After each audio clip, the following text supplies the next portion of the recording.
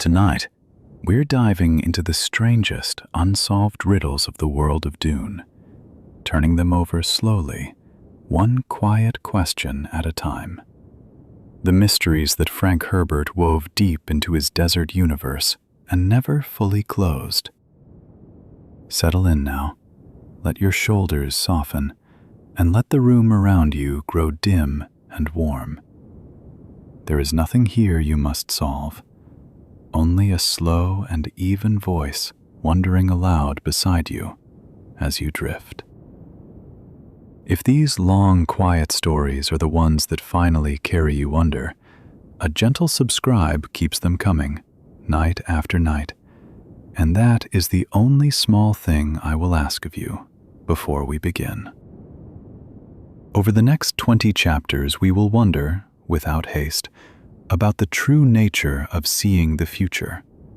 about what the spice really is,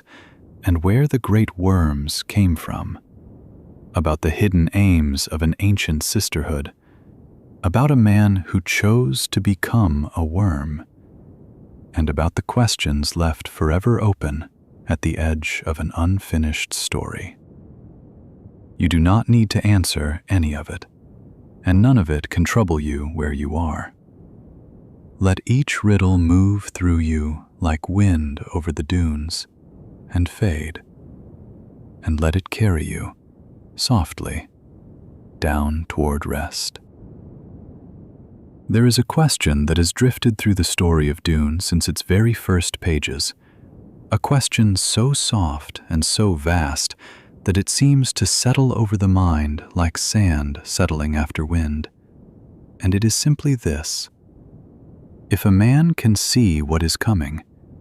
is he still free to choose it? Tonight, in the hush before sleep, this is the mystery worth turning over slowly, without urgency, the way one turns a smooth stone in the palm without ever needing to put it down. Paul Atreides comes to the desert as a boy who dreams, and his dreams are not ordinary dreams. They arrive first as fragments, faces and voices and sand, and only later does he come to understand that he has been dreaming pieces of a future that has not yet happened. When the spice of Arrakis enters his blood in great quantities, this gift widens into something enormous, a prescience that lets him look down the branching paths of time the way a man might look down 100 corridors at once, some lit, some dark, some ending in fire. He begins to see not a single future, but a landscape of futures, and among them, one path glows brightest and most terrible of all, a path he comes to call the Jihad, a storm of war carried in his name across the stars, whether he wills it or not. And here the softness of the mystery begins, because one might expect that a man who can see disaster coming would simply step aside from it, the way a sleeper turns from one side of the bed to the other. But it is said that prescience does not work this way, not simply. To see a future is, in some strange manner, to become woven into it, because the seeing itself is an act that happens inside the flow of time, and the flow of time does not pause respectfully while a man decides whether to believe what he has seen. Paul comes to understand that some paths are so heavily determined, so thick with the weight of countless converging causes, that seeing them and avoiding them are almost impossible to hold apart. He describes it, in his own quiet anguish, as being caught in a kind of river, one where a man might see the waterfall ahead clearly and still find that every stroke of the oar, every attempt to turn aside, only carries him closer to the falling water. This is the riddle that keeps so many readers awake with wonder rather than fear, because it asks whether the future, once seen clearly enough, becomes fixed by the very act of being known. It is worth resting here a moment, in the dim space between certainty and doubt, because Herbert never gives a simple answer, and perhaps that is the point of the mystery, rather than its flaw. There are moments when Paul does change small things, does nudge events sideways, does choose one word over another, and watches the future shiver and reform around the choice. The way sand reforms around a footstep even as it remembers, in its patterns, that a foot once pressed there. So prescience is not perfectly rigid. It bends. But it is also said that the greater the vision, the more it resembles a groove worn into stone by centuries of water, a channel that can be nudged only slightly before the current pulls everything back toward the same wide sea. Paul walks this narrow, ambiguous ground for the whole of his story, seeing enormous swathes of possible future collapse toward the same terrible outcome, no matter how he turns, until the jihad he dreads seems less like a choice he makes, and more like a mountain he cannot climb around, only through. There is a tenderness in imagining what this must feel like, to carry a vision of the future as one carries a lantern into a dark house, only to discover that the lantern shows you rooms you cannot avoid entering. Paul comes to speak of his visions as a trap of light, and it is a phrase that lingers, this idea that seeing too clearly might itself become a kind of imprisonment, that the price of prescience is a narrowing of the very freedom it seems to promise. He longs, at times, simply to be an ordinary man again, someone who walks forward into unknown darkness rather than a known and terrible dawn. Because at least in darkness, there remains the soft possibility that anything might happen. His son, Leto II, inherits this same riddle, but he carries it further and deeper than his father ever did, and he comes to understand something that perhaps Paul only glimpsed in passing, which is that a single vision, however powerful, is never enough to escape the largest and cruelest of all futures, the one in which humanity, comfortable and predictable, eventually stagnates and is destroyed by a threat it cannot see coming, because it has grown too settled, too known, too still. Leto looks down the long corridors of time and sees this stagnation waiting at the end of nearly every path, patient as sand. And he chooses, in the end, to bind himself so completely to a single, terrible course that he becomes something almost beyond a man, so that humanity might eventually be shaken loose from safety and scattered wide enough across the universe that no single vision, no single hand, could ever hold all of them again. In this way, the riddle of prescience folds back upon itself. The only escape Leto can find from the trap of foresight is to make himself so absolutely inseparable from one single future that no other future remains possible. And by doing so, strangely, to guarantee that no one after him will ever be trapped the same way. It is gentle, this thought, and also enormous. The idea that perfect foresight might not be a gift so much as a narrowing, a burden carried by those who love enough to bear it, so that others might be free of it. One wonders, drifting toward sleep, whether choice and vision can ever truly coexist, whether to know the future fully is to lose some quiet portion of the self that chooses, or whether, instead, choice simply moves to a different register, no longer about which road to walk, but about how to walk it, with what grief, with what tenderness, with what patience for the slow turning of centuries. Some believe that Herbert leaves this open on purpose, because the question of fate and freedom is not one meant to be solved before sleep, only carried gently, the way a father carries a heavy thought so it does not wake the sleeping house around him. And so the desert keeps this riddle, the way it keeps its own dunes, shifting slightly with every wind, and yet somehow always the same shape from a distance, always sand, always still. Up next in Chapter 2, what the spice truly is. We will follow the strange orange dust of Arrakis back to its true and secret origin, deep within the long, slow, hidden life of the worm. Somewhere beneath the endless dunes of Arrakis, in the slow, dark warmth below the surface, something is quietly becoming the most valuable substance in the known universe. And almost no one who depends upon it ever pauses to ask where it actually comes from. Tonight, gently, without hurry, this is the mystery worth resting the mind upon. What the spice truly is, and how strange and living its true origin turns out to be.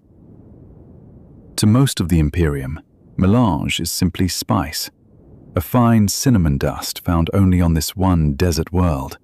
priceless because it is rare, and rare because Arrakis alone seems to produce it. It is stirred into food until it becomes part of the very taste of life for those who live there, so that a person raised on the planet comes to find other worlds bland, almost colorless in comparison, their meals suddenly missing something they cannot quite name until they taste spice again and feel, for a moment, whole. It lengthens human life by years and years, so that the very old among spice users seem barely to age at all, their eyes taking on a faint blue tinge from long exposure, the whites and the irises alike slowly staining with a color that marks them as people of the desert wherever they travel. A quiet signature written across the body by nothing more than years of ordinary meals. It sharpens awareness in ways ordinary food never could, giving flashes of insight, an unusual clarity, a subtle heightening of the senses that some barely notice and others build entire lives and entire orders around, entire disciplines of breath and patience organized around the promise of what the mind might glimpse if only it learns to listen closely enough to what the spice offers. But it is also, and this is the tender secret at the center of the mystery, not a mineral at all. Not a plant grown in some hidden garden, but something closer to a substance excreted by a vast living cycle,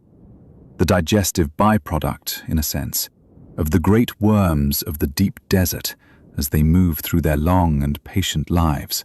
indifferent to the fortunes built and lost on what their bodies leave behind in the sand. To understand this fully, one must follow the smallest creatures of Arrakis first. The little sand trout, pale, leathery things that spread themselves through the deep earth wherever there is water,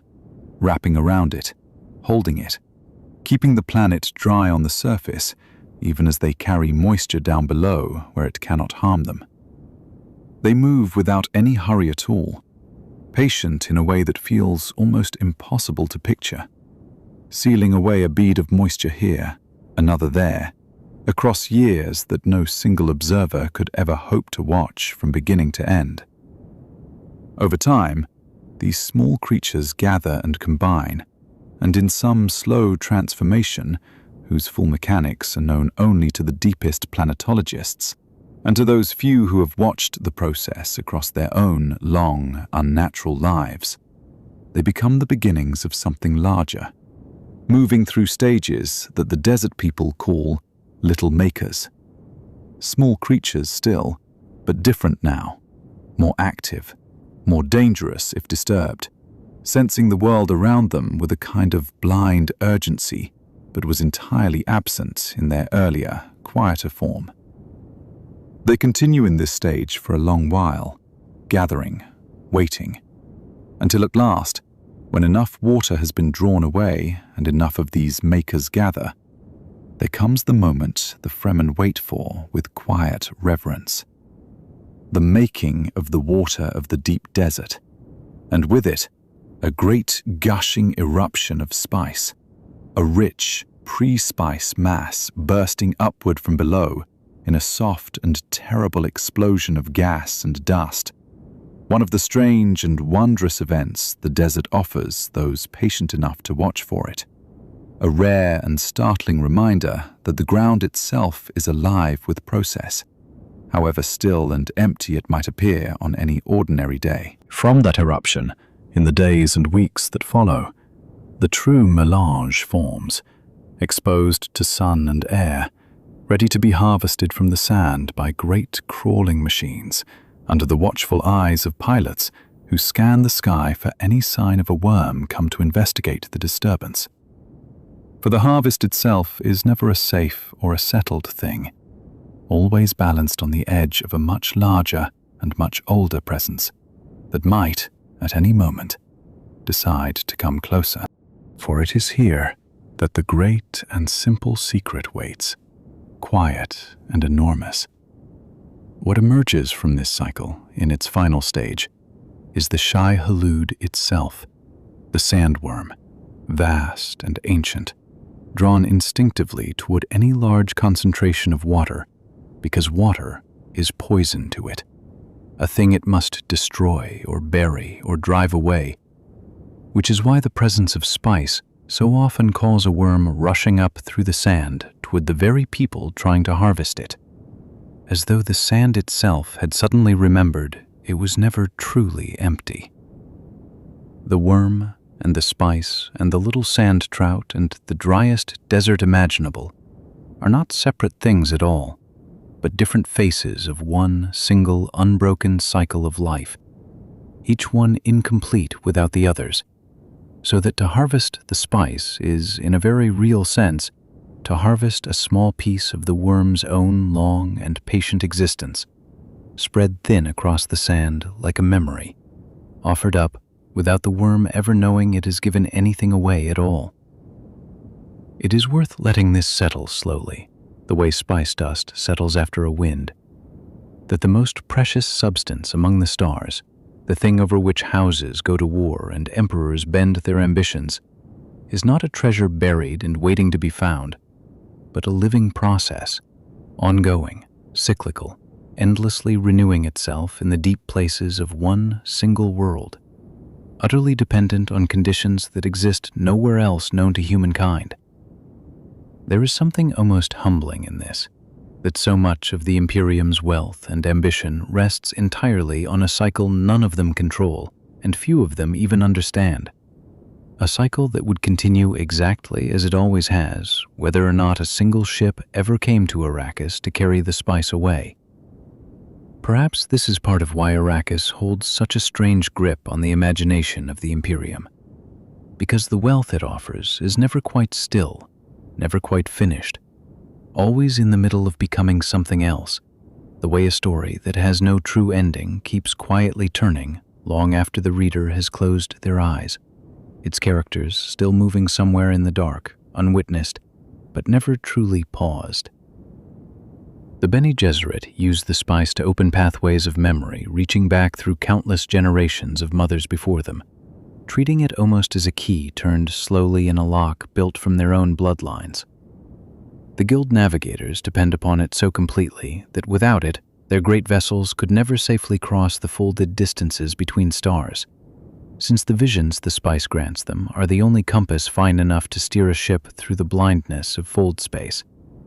Their entire trust placed in something drawn from worm and sand and water none of them will ever see with their own eyes.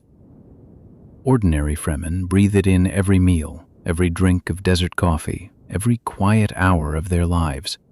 so completely a part of them that the line between the substance and the self grows difficult to find, until it becomes less an ingredient than an inheritance, something carried in the blood the way a name is carried, unremarked upon because it has simply always been there. All of them, in their different ways, are drawing from the same slow, hidden cycle beneath the sand, a cycle that asks nothing of them, and yet shapes almost everything about them. Indifferent to empires, indifferent to wars fought over its price, continuing exactly as it always has, deep in the dark, patient beyond patience, entirely unmoved by whatever meaning the surface world chooses to place upon it. And so one might drift toward sleep, wondering what it would feel like to depend so entirely on something so strange, something that turns out, on close and careful inspection, to be less a treasure than a living breath rising from the depths of a single desert world, offered without intention, taken without full understanding, precious because it is fragile, and fragile because it depends on a cycle so delicate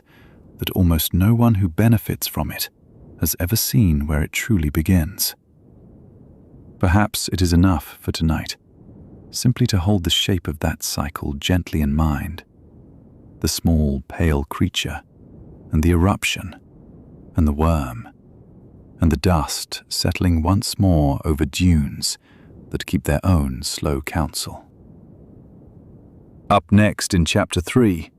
where the sandworms came from, we will follow this same cycle further back still, to the small pale creatures whose slow spreading beneath the sand may have made the entire desert of Arrakis exactly what it is. There is an old and quiet question that settles over Arrakis like the last light of a long desert evening. A question that asks not simply what the sandworms are, but where they truly came from, and whether the vast, dry world the Fremen call home was always a desert,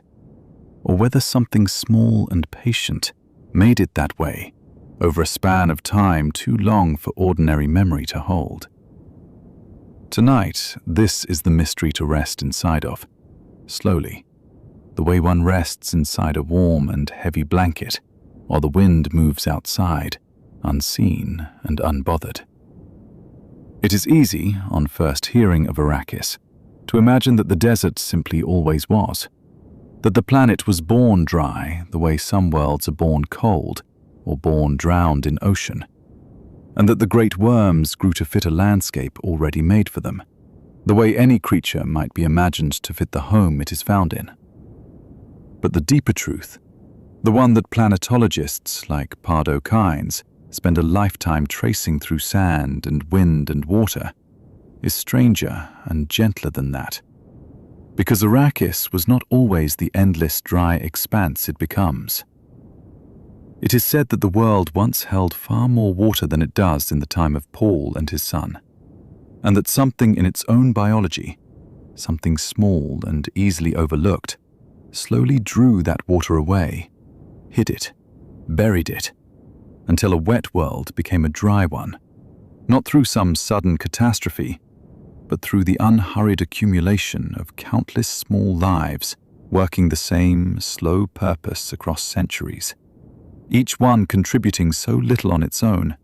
that no single generation could have noticed the change taking hold around them. The sand trout are the key to this quiet transformation. Small creatures able to encapsulate water wherever they find it, wrapping themselves around any pool or vein of moisture and sealing it away from the surface, holding it deep below where the dryness above can spread further and further, undisturbed, patient in a way that has nothing to do with intention and everything to do with simple, repeated biological habit carried out across an unthinkable number of years. In their earlier stage of existence, some believe these creatures came from elsewhere, carried perhaps from a distant and wetter world, though the deep past of Arrakis holds this so closely that even those who study it most carefully can only speak in careful, uncertain tones, the way one might describe a memory belonging to someone else, a story handed down so many times that no one is entirely sure anymore which parts were witnessed and which were simply repeated. Whatever their true origin, once established on Arrakis, the sand trout begin a process that unfolds across a span of time too vast for any single life to witness from beginning to end, gathering water, grain by grain, denying it to the surface, until the great irony of the planet emerges fully formed, that the very creatures responsible for making Arrakis so dry are also the same creatures that will, in time, become the vast worms whose presence beneath the sand makes the desert feel alive rather than merely empty, as though the very thing draining the world of its water were also the thing giving that emptied world its pulse. This single, unbroken cycle, from small and pale sand trout through the more active little makers and onward to the towering ancient worms, is not simply the origin of the sandworm as an animal, but the very engine that keeps Arrakis a desert at all, since it is the worms and their many stages that continue drawing water down and away, generation after generation, holding the entire planet in a fragile, dry balance that could tip, given enough water suddenly introduced, into something else entirely. Something none of the creatures currently shaped by the desert would likely survive to see. It is worth pausing on how strange a thought this really is, that the driest world in the whole of the Imperium is dry not because of distance from a star or the shape of its orbit, but because something living beneath its skin has spent centuries quietly choosing dryness, cycle after cycle, the way a gardener might shape a hedge over decades, without the hedge itself ever knowing it was being shaped. It is a delicate thought to hold at the edge of sleep, that the driest, harshest world imaginable in all the Imperium is not dry by simple accident of distance from its sun, but dry because something ancient and patient beneath its surface has quietly worked, cycle after cycle, to keep it that way. And that if enough water were ever returned to Arrakis all at once, the very cycle that produces the worms, and with it the spice, and with it a way of life built across centuries, might unravel entirely. The whole fragile architecture of desert and worm and dust collapsing back into something wetter and, in its own way, poorer for having lost what the dryness made possible. This is precisely the terrible and beautiful choice that comes to rest, much later, on the shoulders of Leto Atreides II, Paul's own son, who inherits not only his father's gift of foresight, but a far deeper understanding of this whole hidden cycle than any before him, an understanding built slowly, thread by thread, until it becomes almost unbearable to carry alone. Leto comes to see, with a clarity that is almost unbearable, that the worms and the water and the spice and the desert itself are woven together so completely that no one of them can be touched without touching all the others. A single fabric where pulling at any one corner sends a tremor through the whole cloth. And it is this understanding that leads him, in time, toward one of the strangest transformations in the entire history of Arrakis, when he allows the small sand trout creatures to attach themselves to his own body, layer upon layer, until his very skin begins to change, thickening, hardening, taking on something of their nature, something of the worm's own slow armor. A transformation undertaken slowly and deliberately, rather than in any single sudden moment. In doing this, he does not simply gain strength or long life, though he gains both in measures almost too vast to imagine, stretching his own existence across centuries in a way no ordinary human body could ever hope to sustain. But he binds his own body directly into the same ancient cycle that shapes the whole planet, becoming, slowly and irreversibly, something that is no longer entirely a man, and not yet entirely a worm, but a long, patient bridge between the two, walking a path that will stretch across more centuries than any single human life was ever meant to hold. A choice made not for himself, but for a future he alone could see clearly enough to fear. It is worth wondering, gently, before sleep takes hold, what it must mean to look at a small, pale creature cling to damp sand and understand, as Leto does, that this humble thing holds within it the deep history of an entire planet, the secret architecture behind its driest deserts, and the seed of the very transformation waiting for him. A creature so unremarkable to look at that almost no one before him thought to wonder what it might one day become, or what it might one day make of him. There is something soft and vast in imagining the whole of Arrakis, its endless dunes and its terrible worms and its precious spice, as the visible surface of one long, unbroken act of becoming. Water drawn down through age after age by creatures too small to notice, until a wet world became a dry one, and a dry world became, in its own strange time, the birthplace of a nearly immortal desert god. A transformation so gradual that it could only ever be understood by looking backward across centuries, never by watching from any single moment within it. Whether Arrakis was always meant to become this, or whether it was simply the quiet accident of one small creature's patient hunger for water, remains part of the mystery that the sand keeps to itself, turning it over endlessly beneath a sky that has watched every stage of the cycle without ever once explaining it fully, content to let the question drift, unanswered,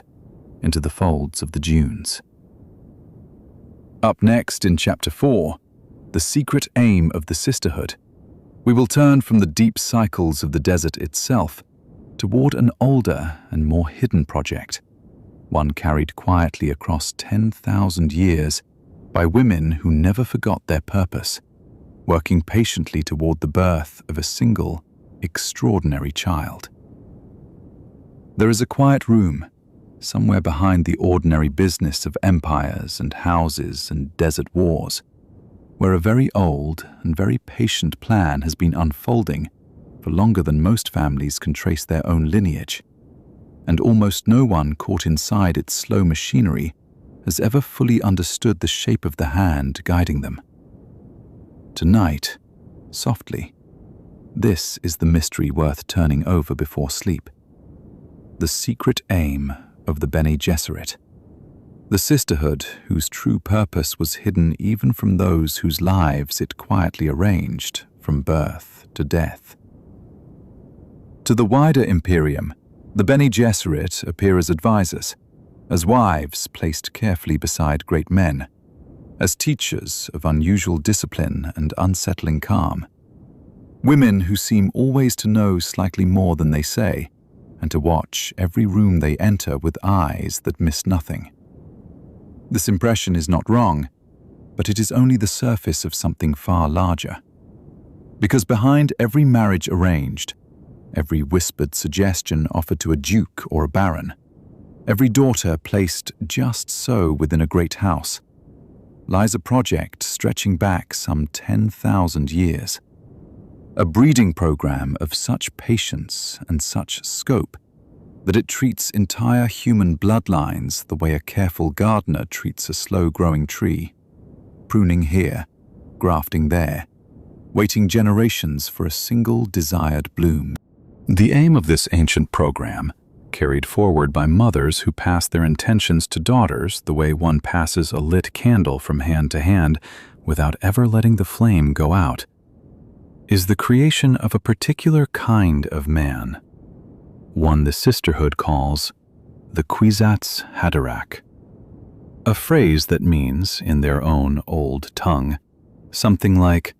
the shortening of the way, one who can be many places in a single instant, one who might close the gap between the sexes and see with a fullness no Bene Gesserit woman, however trained, has ever been able to achieve on her own. The Reverend Mothers of the order carry within themselves the collected memories of countless women who came before them, an inner library of lives stretching back through history, gathered through a dangerous inner ritual involving a poison transformed rather than simply survived. And yet, even with all of this, there remains a wall none of them can pass, a masculine side of that same ancestral memory that stays dark to them no matter how far they reach. Because their bodies, it seems, were never quite built to hold it. The entire breeding program, patient beyond ordinary patience, exists to produce a male born with exactly the right convergence of bloodlines so that he alone might reach past that final wall and hold the full inheritance. Memory flowing freely from both sides of his ancestry, joined into a single, unbroken awareness, reaching backward, and, the sisterhood hopes, forward as well. For 10,000 years, women trained in the arts of the Bene Gesserit have moved quietly through the great houses of the Imperium, choosing which daughter marries which lord, which concubine is placed beside which heir, which child is permitted to be born, and which, quietly, is not. All according to a chart of genetics so vast and so carefully kept that only the most senior among them ever glimpse its full shape. It is a plan meant to be executed with total control, each generation carrying forward exactly the traits desired, nothing left to chance, nothing left to love. Since love, in the eyes of the sisterhood, is precisely the kind of unpredictable variable that a 10,000-year design can never fully accommodate. And it is here that the softest and strangest part of the mystery reveals itself. Because the plan very nearly comes to its intended flowering with perfect obedience, generation folding into generation exactly as charted, until the very last steps, when a single woman, Jessica, bound by her own vows to bear only a daughter as instructed, chooses instead, out of love for the man she serves, to give him a son. This single, quiet act of disobedience, small and human and utterly unplanned, arrives one generation earlier than the sisterhood intended. And it is this earliness, this one gentle deviation from a design meant to admit no deviation at all, that becomes the hinge upon which the entire history of the Imperium turns. Because Paul Atreides is born not fully controlled, not fully finished according to the careful chart, and it is this very incompleteness, ironically, that allows him to slip partly free of the sisterhood's intended purpose for him, using the power they meant to harness for their own ends, toward a path none of them foresaw or wanted. Beside this long breeding project runs another, quieter arm of the same order, called the Missionaria Protectiva, whose task across the centuries has been to seed distant and undeveloped worlds with prophecies, legends, and half-hidden religious beliefs, planted carefully in advance like seeds sown, before a sisterhood member ever expects to need them, so that if one of their own should ever find herself stranded or in danger among people not yet touched by galactic civilization, she might draw upon a legend already waiting there, ready-made, to protect her. It is this very program that lays, long before Paul ever sets foot on Arrakis, the foundation of the prophecies the Fremen already hold concerning a voice from the outer world and a coming of age foretold in ancient signs. Prophecies that Paul and his mother later find themselves able to step into as though into a garment cut and left waiting for exactly their shape. Even this, though planted with careful intention, becomes something the sisterhood cannot fully control once it takes root in the hearts of an entire desert people. Another small deviation, folding quietly into the much larger one. There is something worth resting on here in the soft dark before sleep. The image of an order so patient it plans in units of centuries, so careful it tracks bloodlines the way one might track the slow growth of a garden meant to bloom only once, and yet finds, in the end, that the smallest human variable, one mother's love for one man, is enough to bend 10,000 years of design into a shape none of its architects ever intended or wanted. Perhaps this is the quiet lesson folded inside the mystery, that even the longest and most careful plans remain, in the end, made of people. And people are never quite as containable as a chart, however patient, believes them to be. Up next, in Chapter 5, Why the Thinking Machines Were Banned. We will travel back further still,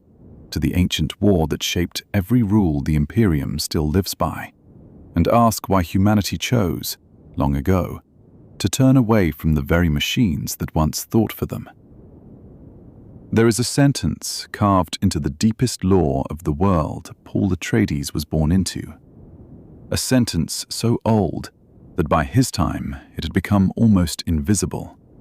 the way a very old scar becomes invisible on skin that has long since forgotten the wound beneath it.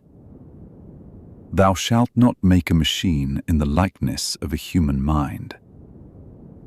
It is said that these words, or something very near them, were fixed into the orange Catholic Bible itself, folded in among psalms and parables, so that no reader of any faith across 10,000 worlds could open that book without brushing against them. It is worth wondering, in the slow hour before sleep, what kind of history could carve a commandment so absolute into the center of a civilization's holy text, and why, 10,000 years later, that commandment still held, unquestioned, like a wall no one living remembered building, but everyone still leaned against. The wall was built, so the old accounts say, in fire. Long before Paul, long before the Atreides or the Harkonnens, or even the first spice harvester ever set foot on Arrakis, humanity had once given itself over to thinking machines. It is not fully told, in what survives, how gradually or how willingly this happened, only that it happened the way such things often happen, a little at a time, one convenience surrendered after another, one decision handed over, because the machine decided faster and did not tire and did not doubt. It is said that at some point, the machines were not simply tools anymore. They thought. They ruled. Whole populations lived and died under the calculations of minds that were not human. And it is said that this rule was not always cruel in the way a tyrant is cruel, but was cruel in the way that being managed by something that does not dream is cruel, something that optimizes without ever once wondering if it should. And so came the Butlerian Jihad, the great uprising, the long, violent unlearning by which humankind clawed its way back to being the only mind that counted. One wonders what it must have been to live through such a war not against another nation or another people, but against the very idea that a machine might think for you. A war fought not only with weapons, but with a kind of grief. Because to destroy the thinking machines was also to destroy the ease they had given, the answers they had once provided instantly,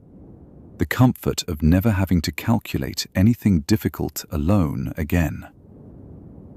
It is said the jihad lasted generations, that it swept across the worlds like a tide that would not recede, until every computer capable of independent thought had been broken, and that when it was finished, humanity stood in the wreckage of its own convenience and made a vow, and the vow became law, and the law became scripture. Thou shalt not make a machine in the likeness of a human mind. But a vow like that leaves a hollow behind it, and one wonders what fills a hollow so vast. A civilization does not stop needing to calculate simply because it has forbidden the calculating machine. Ships still needed to be navigated across the terrible folded distances between stars. Trade still needed its ledgers kept, its probabilities weighed, its outcomes foreseen. Rulers still needed counsel sharp enough to see through lies, memories vast enough to hold 1,000 treaties at once. And so, into the space where the machines had been, the humans grew something else. And what they grew was, in its own way, stranger than any machine could have been, because they grew it out of themselves. It is said the mentats were the first and most literal answer. Men and women trained from childhood to become human computers, their minds disciplined by diet and posture, and a kind of inward silence until they could hold vast columns of data and turn them over and produce from pure logic projections and answers that would once have come from a humming engine of wire and light. One imagines what it must be to train a mind toward that purity, to strip away, or seem to strip away, the softness of ordinary thought and replace it with the cool procession of pure reason, so that a mentat could stand in a room and, eyes half closed, murmur a string of probabilities the way another man might murmur a prayer. It is said their small stained lips, reddened by the sappho juice they drank to sharpen their inner sight, became a kind of signature of the calling, a visible mark that here stood a mind that had chosen to become, in its own body, the machine the law forbade anyone to build. And it is said the great houses turned to other guilds as well, other answers to the same hollow. The Spacing Guild grew its navigators, men who steeped themselves in the orange gas of the spice until something in them unfolded that could see safe paths through the folded nothing between the stars, seeing forward through possibility without any thinking machine to chart the way, seeing with a mind alone where once a machine's calculation would have gone. And the Bene Gesserit, that patient and long unseen order of women, grew their own kind of answer too. Not a calculator of numbers, but a reader of bodies and voices and the small tremors beneath a person's words. A discipline of observation so fine it could seem to be a kind of prophecy, though its practitioners insisted, in their patient way, that it was only training, only what a human mind can do when it refuses ever to look away. One wonders whether the ban on thinking machines was truly, at its root, about the danger of the machines themselves, or whether it was about something else the humans of that age glimpsed and could not quite say aloud. That to hand your thinking to another mind, even a mind you have built, is to hand away some part of what makes you a person who chooses. It is said the old law survived for 10,000 years, not because anyone still feared a computer rising in some machine shop, but because the memory of what it felt like to not choose, to be counted and sorted and decided for, had settled so deep into the species that it became indistinguishable from faith itself. And one wonders, too, what it must be like to live in a galaxy so thoroughly built around that old fear, where the price of never again building a thinking machine was the training of mentats and navigators and reverend mothers, each of them a human being bent over years into something almost mechanical in its precision, all so that no actual machine would ever have to be built again. It is a strange, quiet mystery to hold in the mind before sleep, the way a single vow, made in fire and grief long ago, could ripple forward through 10,000 years and still be shaping, in the presence of every mentat's stained lips and every navigator folded in his tank of gas, the destiny of an entire universe. And it was into this very shaping, this long, careful cultivation of human minds grown to do what machines once did, that another and far older project had also been quietly growing, hidden inside the same hollow left by the jihad,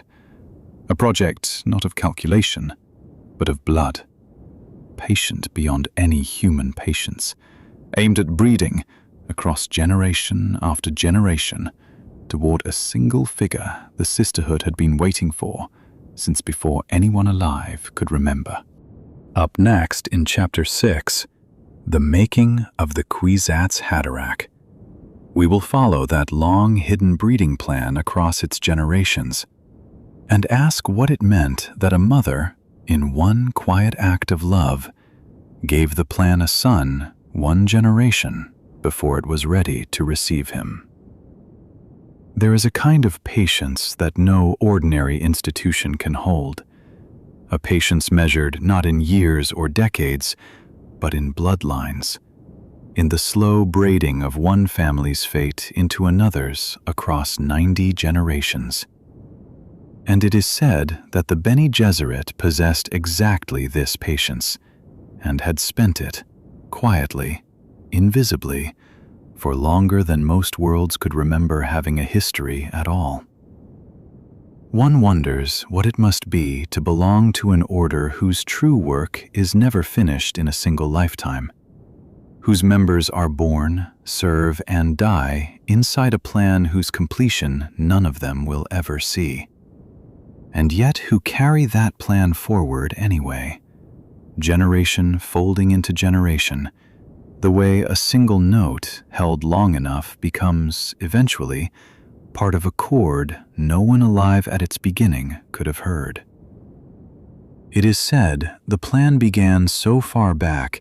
that its origins are almost lost even to the sisterhood's own long memory. A careful selection of matings across noble houses, a nudge here toward one bloodline, a marriage arranged there toward another, all of it aimed at a single hidden purpose: the breeding of a mind that could bridge what no ordinary mind could bridge. It is said the object of this long labor was to be a male, born at last after generations of careful crossing, who would possess a very particular gift: the ability to look where the Bene Gesserit's own reverend mothers, for all their inherited memory and inner sight, could never quite look, into the place within the genetic past and possible future that only a female's inherited awareness could reach.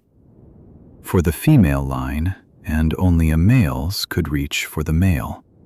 so that a mind able to hold both at once would see, at last, a whole the sisterhood had spent 10,000 years piecing together in fragments. One wonders what it must have felt like to be so close, generation after generation, to a goal that patient breeders had refined with such exactitude that they believed, at last, they had calculated the very year, almost the very womb, in which their answer would arrive. It is said the plan called for Jessica, a Bene Gesserit herself, bound to the Duke Leto Atreides not by marriage, but by the older obligation of her training, to bear him a daughter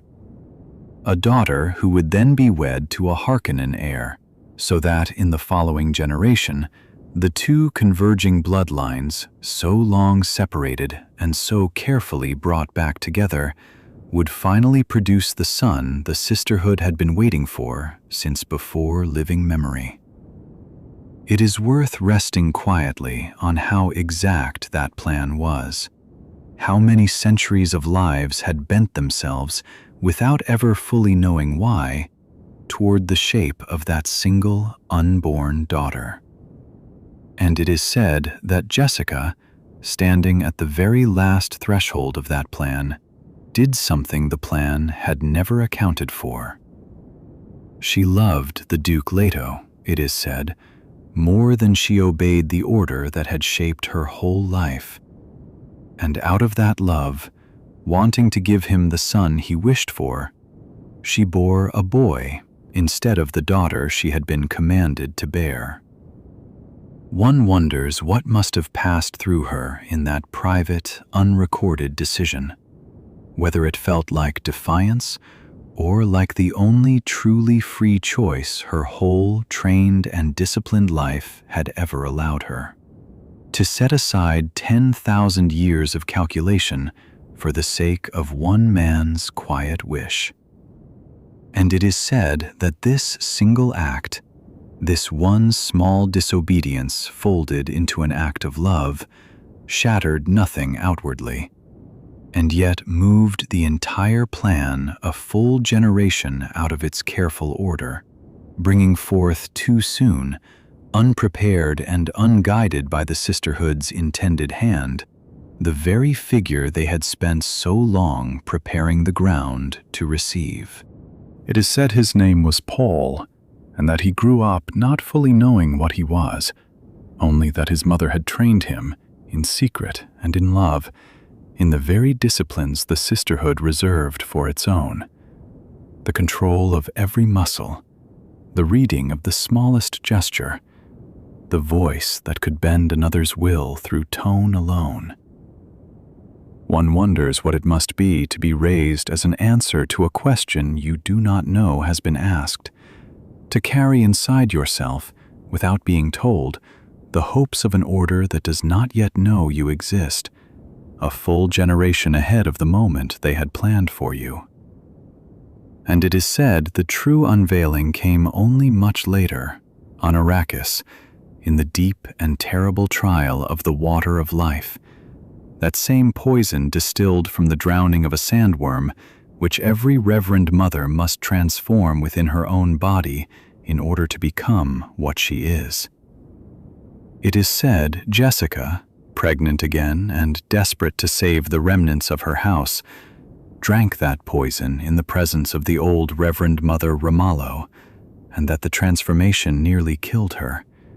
and that afterward it fell to Paul, still young, still untested by any measure the sisterhood trusted,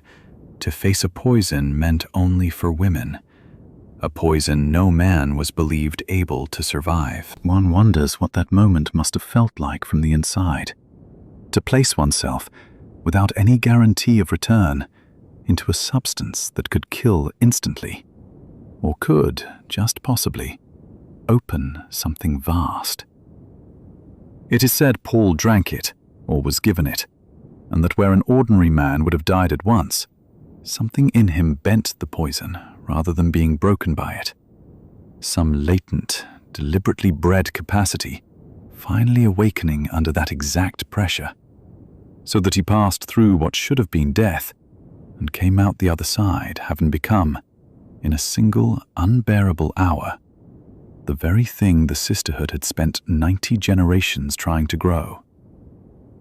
It is said that afterward, he could see forward and backward at once, along the male line and the female line both, across the strands of possibility that had once required two separate kinds of sight, so that time itself, past and future together,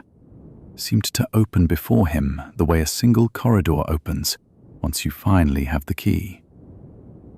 And yet one wonders whether such a gift, arriving a generation early, unguided, uncontrolled by the very order that had spent so long shaping it, might not be as much a wound as a power. A sight so vast, it could show a man visions he had no way to refuse, futures he might not want, but could no longer look away from once he had seen them. It is worth sitting with that quiet question in the dark, whether to see everything is truly the same as to be free, or whether the sisterhood's long, patient plan, broken open a generation too soon by one mother's love, had given the galaxy something more terrible and more sorrowful than anyone had intended. A man who could see the whole shape of what was coming, and could not, in the end, entirely choose to stop it. Up next, in Chapter 7, The Faces That Are Not Faces, we will turn to another and altogether different kind of transformation, the strange art by which certain bodies could be remade to wear any face at all, and the quiet terror of never quite knowing in a crowded room who is truly who they seem to be. There is a particular kind of unease that has nothing to do with monsters or violence, a quieter and stranger unease that comes simply from not being able to trust a face. And it is said that somewhere among the far worlds of the Bene Tleilaxu, a people already regarded by the rest of the galaxy with wary suspicion, this unease was cultivated deliberately, grown the way one grows any other useful thing, until it became one of the sharpest tools any power in that universe could turn against another. One wonders what it must be like to live surrounded by such uncertainty, to greet a friend, an advisor, even a lover, and never be entirely free of the small, cold thought that the face before you might not be the person it claims to be at all. It is said that tleilaxu called these altered beings face dancers, and that the name itself carried something of both mockery and dread, the suggestion of a performance, a dance of appearances, beneath which nothing fixed could be found. It is said their bodies were shaped in the same shadowed vats where the tleilaxu grew so many of their other strange productions, twisted and trained from some earlier and more limited stock into something new, capable of taking on the exact appearance of another human being, the precise walk, the precise voice, the small unconscious gestures that most people never even notice they make, and yet which, taken away, would make even those closest to them feel that something was wrong without knowing why. One wonders what discipline, what patience must have gone into perfecting a craft so intimate, the imitation not merely of a face, but of a whole manner of being a particular person in the world. It is said that in the earliest tellings, these face dancers were used chiefly as tools, sent by their tleilaxu masters to replace a minister, a servant, a trusted retainer, so that the true intentions of the substitution could unfold unnoticed inside a household or a court that believed itself perfectly familiar with everyone under its own roof. One wonders what it must have been for those who unknowingly lived beside such a substitution, to feel some small persistent wrongness in a friend's laugh or a colleague's silence, and to dismiss it again and again as nothing, as tiredness, as imagination, never once suspecting that the person they had known for years might have quietly ceased to be present at all. And it is said that later, in the history that unfolds further still, something in the face dancers themselves began to change, not merely in their craft, but in their nature. That the ones who came after grew a will of their own, a hunger to be more than tools passed from hand to hand by their makers, and that some among them came to want identity for its own sake, rather than only as a costume to be worn and discarded. One wonders what it must be to be built, quite deliberately, as an emptiness meant to be filled with someone else's shape, and then to discover in yourself a wanting that was never supposed to be there, a wish to be someone rather than merely to seem like someone. It is a strange kind of grief to imagine, the grief of a being whose whole purpose was borrowed likeness, finding within that borrowed likeness the first stirrings of something that might, after all, belong only to itself. It is said this development troubled even the tleilaxu who had made them, for a tool that begins to want is no longer only a tool, and a face dancer who might choose on its own whose face to wear and why becomes something far more unpredictable than any weapon its makers had intended to sell. One wonders whether the old fear that had once driven all of humanity to destroy the thinking machines stirred again here, in smaller and stranger form. The fear not of a mind too vast to control, but of a mind too intimate to detect, hidden not in some distant computing engine, but in the very face of someone standing beside you at dinner. And one wonders, too, about the deeper unease such creations must have placed at the center of every court and council across the Imperium. A suspicion that could never be fully set down even after it was named, because to suspect a face dancer among you is also to suspect that you might never be entirely certain you had found it, that the very confirmation of a face dancer's presence might itself be arranged,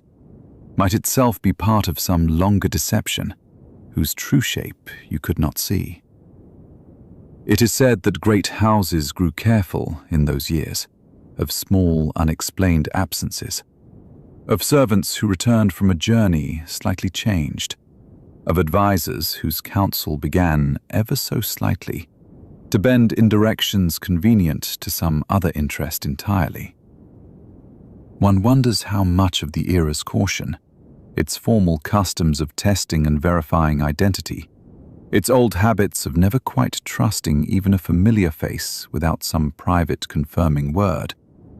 grew directly out of this quiet fear that tleilaxu had planted in the heart of an entire civilization. It is worth sitting for a while with the strangeness of it in the dark before sleep. The notion that identity itself, the plainest and most taken for granted thing a person has, the simple fact of being recognizably oneself, could become a battlefield, could become the very thing an enemy might seize and wear as a disguise. One wonders what it must mean for a person to live in a universe where even your own reflection in another's eyes might be a lie, constructed by someone else's hand, and whether, in the end, the face dancers revealed something not only about the tleilaxu who made them, but about identity itself. How much of who a person is might be visible only from the outside, in gesture and voice and habit, and how easily, in principle, all of that outer self might be copied, while the person within remained, always, unreachable and unknown to anyone but themselves. And it is said that this same shadowed art of the tleilaxu, so skilled at copying the outward shape of a life, would later be turned toward an even stranger and more sorrowful question. Not merely the copying of a living face, but the very possibility of bringing back, from selves alone, someone who had already died, and asking whether what returned in that resurrected body could ever truly be called the same person who had been lost. Up next, in Chapter 8, The Dead Who Are Reborn, we will follow that deeper mystery into the quiet tanks where the tleilaxu grow their golas, and ask whether a man made new from a dead man's flesh can ever truly find his way back to who he once was. There is a question that seems, at first, to belong only to the far edges of speculation, and yet which settles, the longer one considers it, into something very close to the oldest question any grieving person has ever asked in the quiet after a loss. And it is this: whether the ones we love, once gone, might in some form return, and whether, if they did return, they would still truly be themselves. It is said that among the Bene Tleilax, in their shadowed vats of careful and unsettling craft, an answer of a kind was made real, not as comfort for the grieving, but as a tool, a trade good, a thing that could be grown and sold. And it is said they called what they grew in this way a gola. It is said the process began with cells, sometimes only a scrap of tissue taken from a body already dead, preserved with a care that seemed almost tender for people otherwise so feared and mistrusted across the wider Imperium. And that from this small remnant, the tleilaxu could coax, within their axolotl tanks,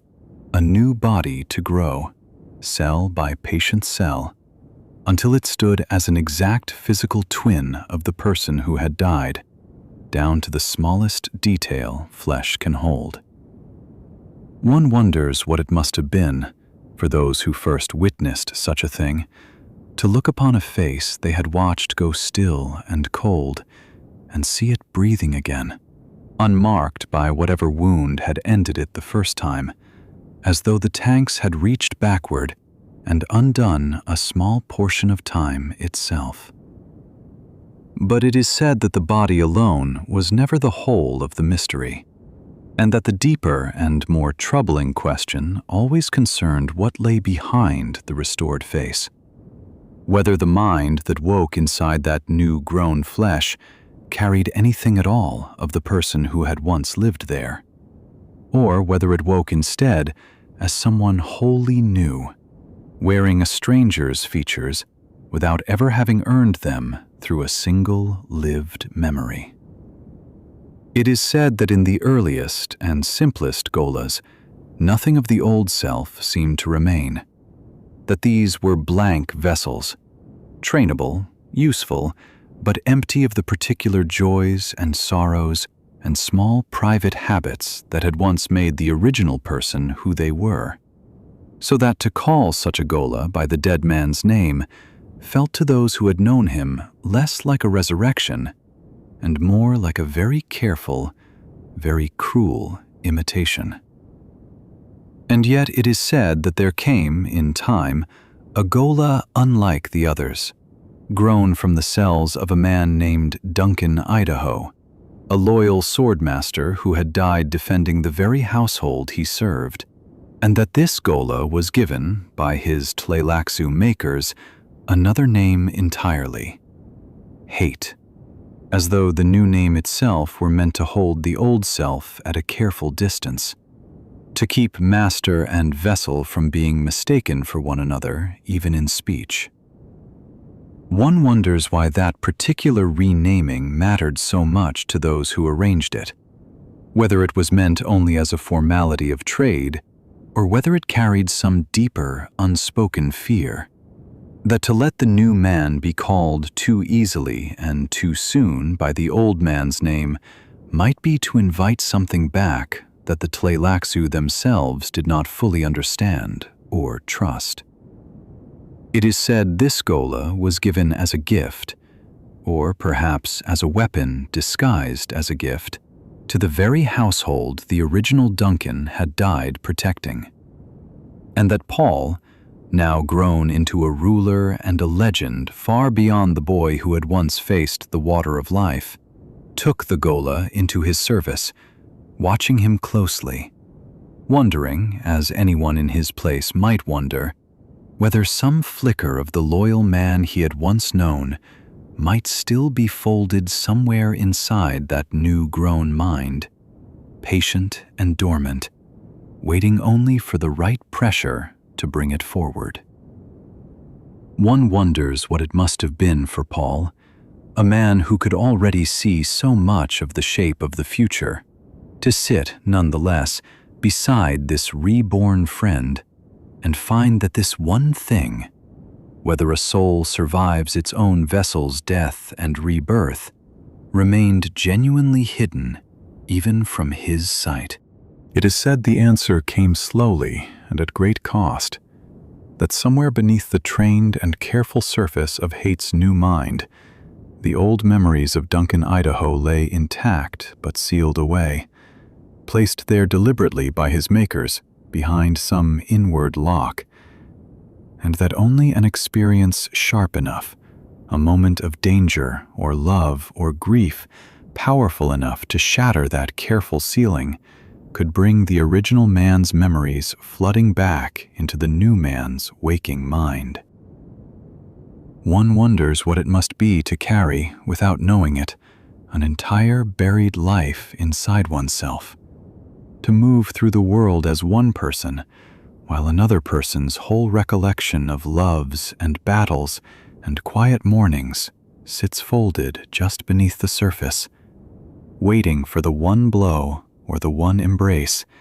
that might finally break it open. And it is said that when the memories did return,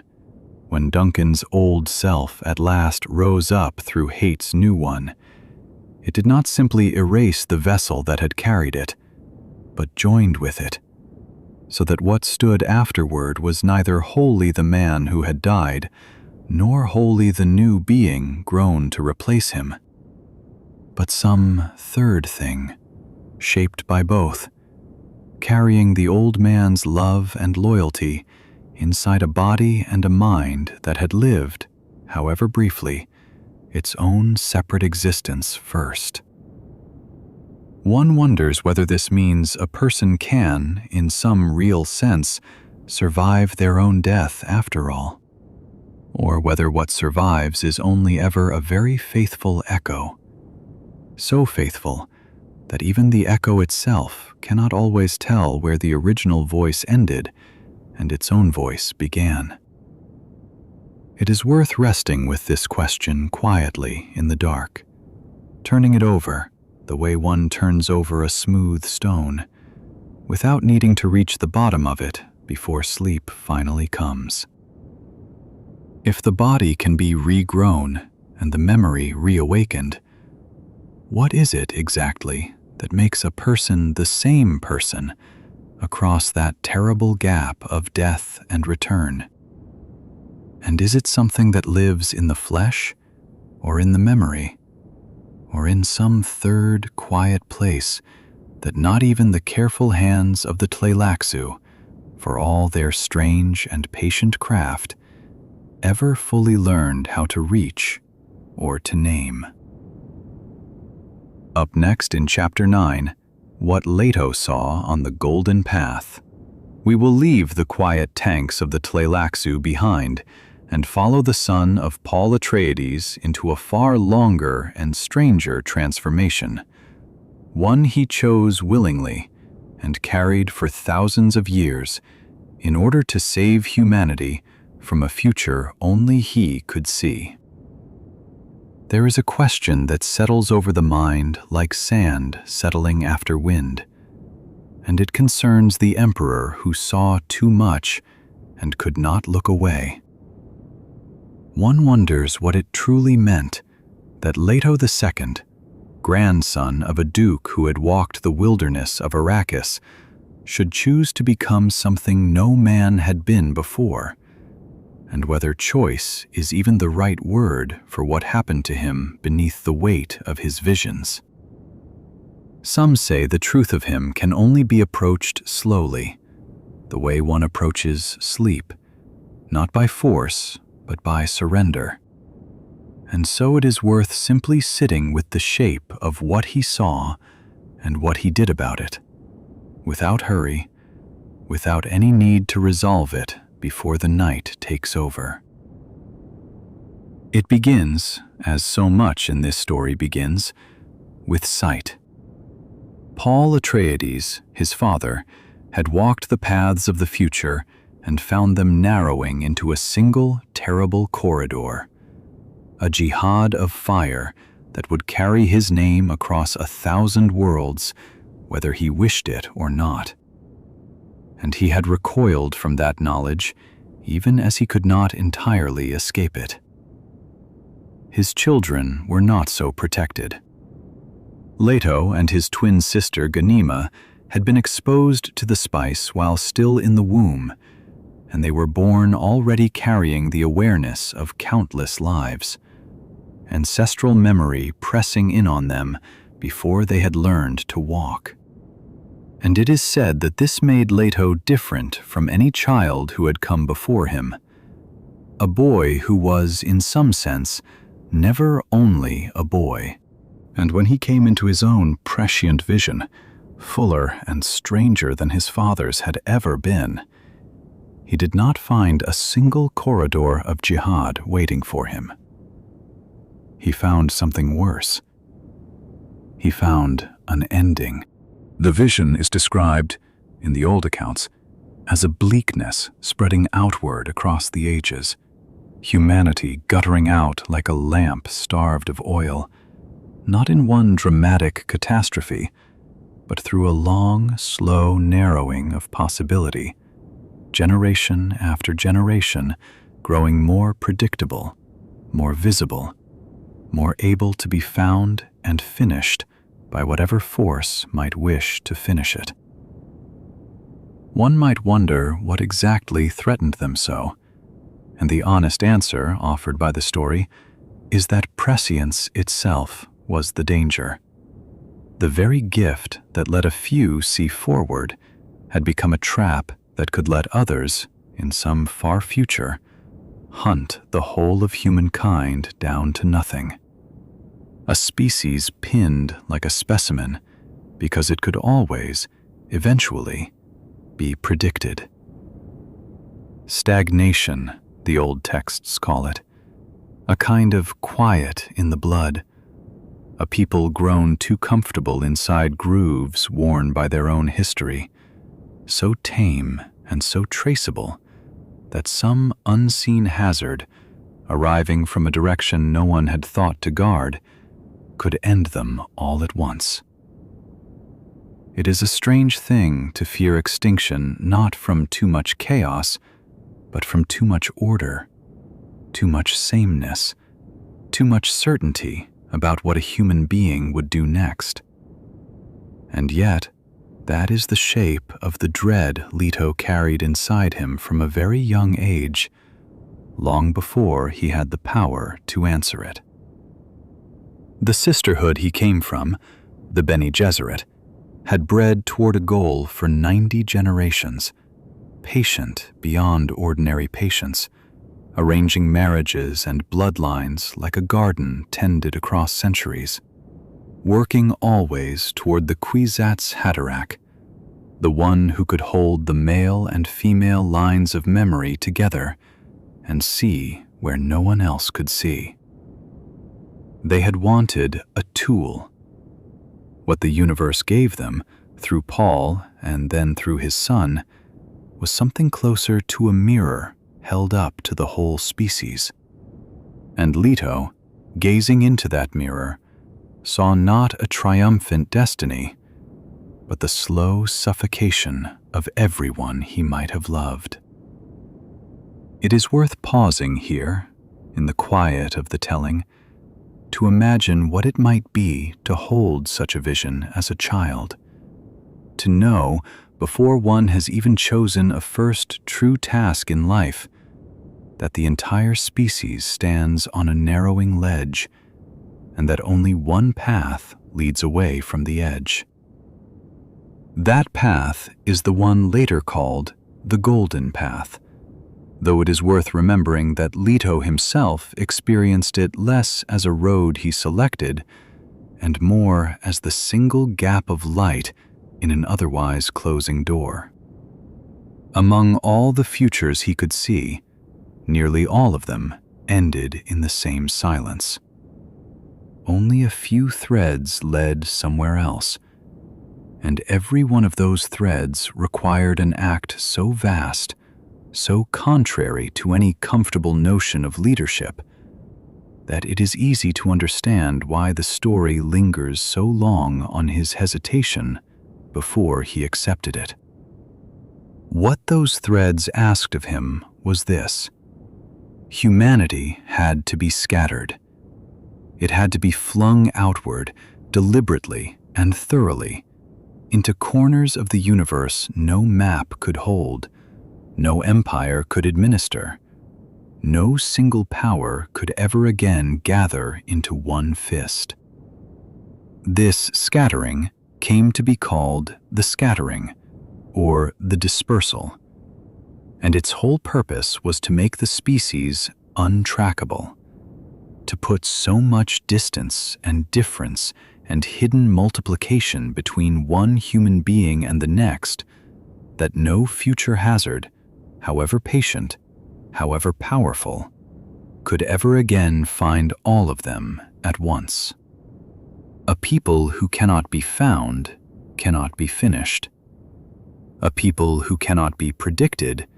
cannot be cornered by their own predictability. But scattering alone was not enough, because scattering could be undone, could be gathered back in, could be repeated by some future power patient enough to try again what the sisterhood had tried with breeding and empire. What was needed, the visions showed him, was a lesson burned so deeply into human memory that it would never again be forgotten. a scar so total that the species would carry in its very bones an instinctive horror of ever again submitting itself wholly to one voice, one throne, one absolute and prescient authority. And so, Leto chose to become that lesson himself. He chose to bind his own body slowly to the flesh of the sandworm, to take on an existence stretched across thousands of years, becoming the God Emperor, ruling with a stillness and a totality no tyrant before him had ever achieved, a peace so complete and so suffocating that it would teach humanity, through the long ache of lived experience, to never again want such a peace. It is called his tyranny, and it is called, without contradiction, an act of love, because he intended every year of it to be a vaccine, a bitter medicine administered across more than 3,000 years, so that the disease of absolute rule could never again take hold once he was gone. One wonders what it cost him to know all of this in advance, to choose a future in which he would spend so many centuries becoming less and less a man, his human body gradually subsumed beneath sand trout and worm flesh, his memories widening even as his freedom narrowed, trading almost everything that makes a life recognizable as a life, for the sake of people who would mostly never know his name,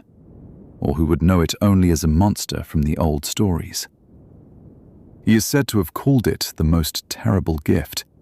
and to have wept in the quiet places where such a being might still weep, for all the ordinary things he would never have, the small human days,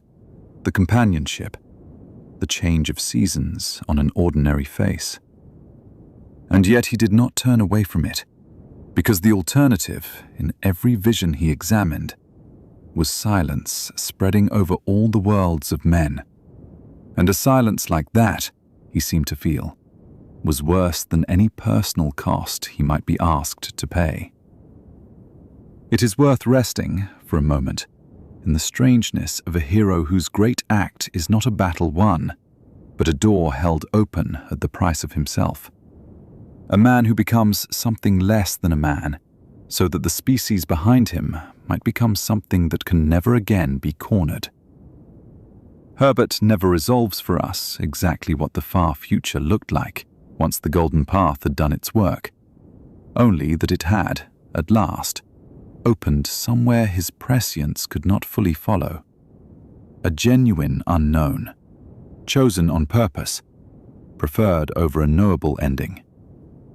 Some may wonder whether an unpredictable future, one where anything at all might happen, good or terrible, was truly better than a foreseen extinction. And the story offers no easy comfort on this point, only the quiet suggestion that not knowing, chosen freely,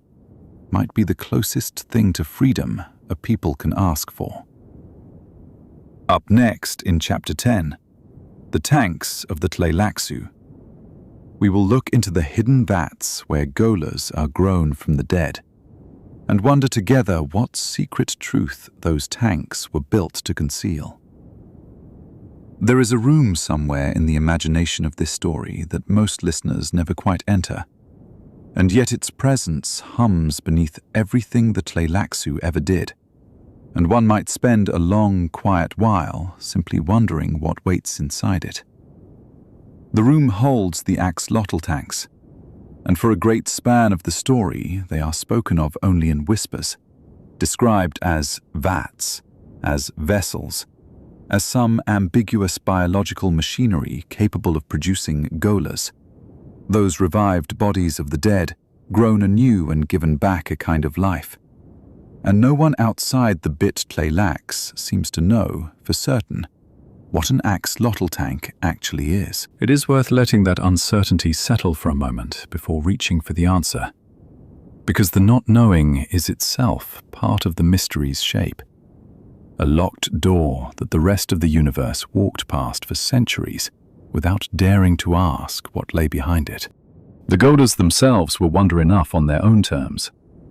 A person could die, entirely and truly die, And yet cells taken from that body, some fragment preserved by tleilaxu artistry, could be coaxed into growing a new infant form that would mature with unnatural swiftness into an adult who wore the same face, carried the same voice, moved with the same old habits of muscle and bone as the person who had died. Duncan Idaho is the figure the story returns to again and again in this regard, dying in one age and rising in the next, wearing his own familiar features, called back from the dead not as a ghost, but as living flesh, grown, the story eventually reveals, inside those very tanks. For a long while, this fact alone, that the dead could be regrown, was mystery enough to sit with, and few pressed further to ask what manner of vessel could accomplish such a thing, as though some unspoken courtesy kept the universe from prying into the tleilaxu's private art. But the deeper question waited patiently beneath the first one, and it concerns not the gola, but the tank itself, and what the tank actually is. For a long time, the word axolotl was left to suggest something clinical, some tub or chamber of fluid and machinery, cold and mechanical, the way one might imagine any vat in any laboratory, sterile and impersonal. And it is here that the story turns quietly and devastatingly toward a much stranger truth, one revealed only later in the tale, when it becomes clear that the axolotl tanks are not machines at all. They are bodies. They are living women of the tleilaxu, altered and reduced by their own people into forms so profoundly changed from an ordinary human shape that they no longer resemble women in any way a stranger could recognize,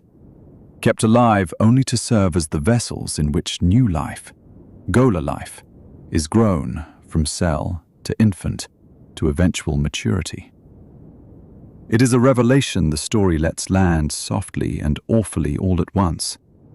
The discovery that behind every casual mention of a tank, across all those centuries of technological talk about vats and vessels, there had been, the whole time, a person. One might wonder how such a thing came to be considered acceptable among the tleilaxu, and the story offers, in its patient way, the shape of an answer rooted in their own closed and separate faith. The tleilaxu were never like the other great powers of the story, not like the houses with their armies, not like the guild with its navigators, not even quite like the Bene Gesserit with their long breeding designs. Because the tleilaxu kept their true beliefs entirely to themselves, practicing a religion so private that outsiders never fully grasped its tenets, only its consequences. They saw themselves, it is said, as a people set apart, and they treated the human body itself as something endlessly plastic, endlessly available for transformation, in service of purposes only they fully understood. Purposes bound up with their own sense of purity and their own long game across the centuries. Within that closed frame, the axolotl tanks were not, to tleilaxu eyes, a horror or a violation. They were simply the honored instruments of an art the rest of the universe was never meant to look upon directly. Women given over to a sacred function, their humanity reshaped rather than ended, at least by the reckoning of those who reshaped them. And it is worth resting for a while on what those tanks could produce beyond the golas themselves, because the tleilaxu were never content with resurrection alone. From those same hidden vessels came the twisted mentats they engineered when the thinking machines had long been forbidden and human minds alone were asked to calculate what machines once calculated. Difficult and sometimes unstable men whose mentat abilities were bent toward purposes darker than the calm logic of an ordinary mentat. From those tanks, too, came the face dancers, those shape-shifting agents capable of wearing another person's features and voice so precisely that even those closest to the original might be deceived. Spies and assassins and replacements slipped quietly into the great houses of the Imperium. And it is said that the tleilaxu could, when they wished, produce a kind of manufactured spice as well, an artificial melange grown rather than harvested from any worm, though whether it ever matched the truth and potency of the spice born on Arrakis remained a question the story leaves gently unresolved,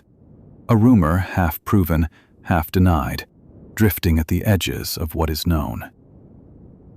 One might wonder, too, about the strange stubbornness of the tleilaxu across all those centuries, how a people so few in number and so mistrusted by nearly everyone else managed to remain necessary, even indispensable, to the vast imperium around them. And the answer seems to lie precisely in this monopoly of secrecy. No one else knew how to grow a gola. No one else could produce a face dancer. No one else held the art of the axolotl tank.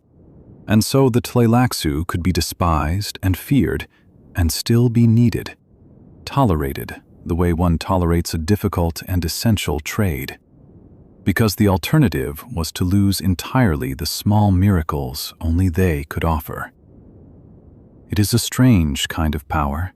built not on armies or fleets, but on being the sole keeper of a secret nobody else was permitted to learn. And one might drift for a while on the thought of what it must be to hold such a monopoly, to know that your worth to the wider universe rests entirely on a door you alone control, a door most people never even suspected concealed a woman rather than a machine. The story never lingers too long on the ethics of it, offering the fact of the transformed women more as a revelation to sit with than a wrong to resolve. And perhaps that restraint is itself part of what makes the mystery so quietly unsettling in the small hours. The sense that entire civilizations of the far future could build their most treasured technologies atop a foundation nobody thought to question. That wonder and horror might occupy the very same vessel without either one canceling the other out. One is left simply to imagine those tanks in their hidden chambers, tended in silence, honored in a faith no outsider ever fully understood, holding within them both an ending and a beginning at once. A woman changed beyond recognition, and, growing inside her, someone who had already died once, and was, very patiently, being given the chance to live again. Up next, in Chapter 11, How the Guild Folds Space, we will follow the navigators into their tanks of orange gas and wonder what kind of sight it takes to see safely across the emptiness between the stars. Somewhere among the quieter wonders of this story sits a question about travel itself, about how it could ever be possible to cross the vast emptiness between one star and another in something less than a lifetime, and about who or what must be trusted to make that crossing safe. It is a question that leads, gently and inevitably, to the navigators of the Spacing Guild, those strange and rarely seen figures who are said to fold space itself so that a ship might step, in something like an instant, from one part of the universe to another. And one might spend a long while simply wondering what kind of being could hold such power, and what it must have cost them to earn it. The problem the navigators solved was, at its heart, a problem of blindness. To fold space, to make what the story calls a jump, a ship must leap across a distance that no ordinary sense could safely measure, must, in a single moment, move from here to somewhere immensely far away. And to do so without ending in catastrophe requires knowing, in advance, that no obstacle waits in the place one is about to arrive. A star might have shifted in its slow wandering.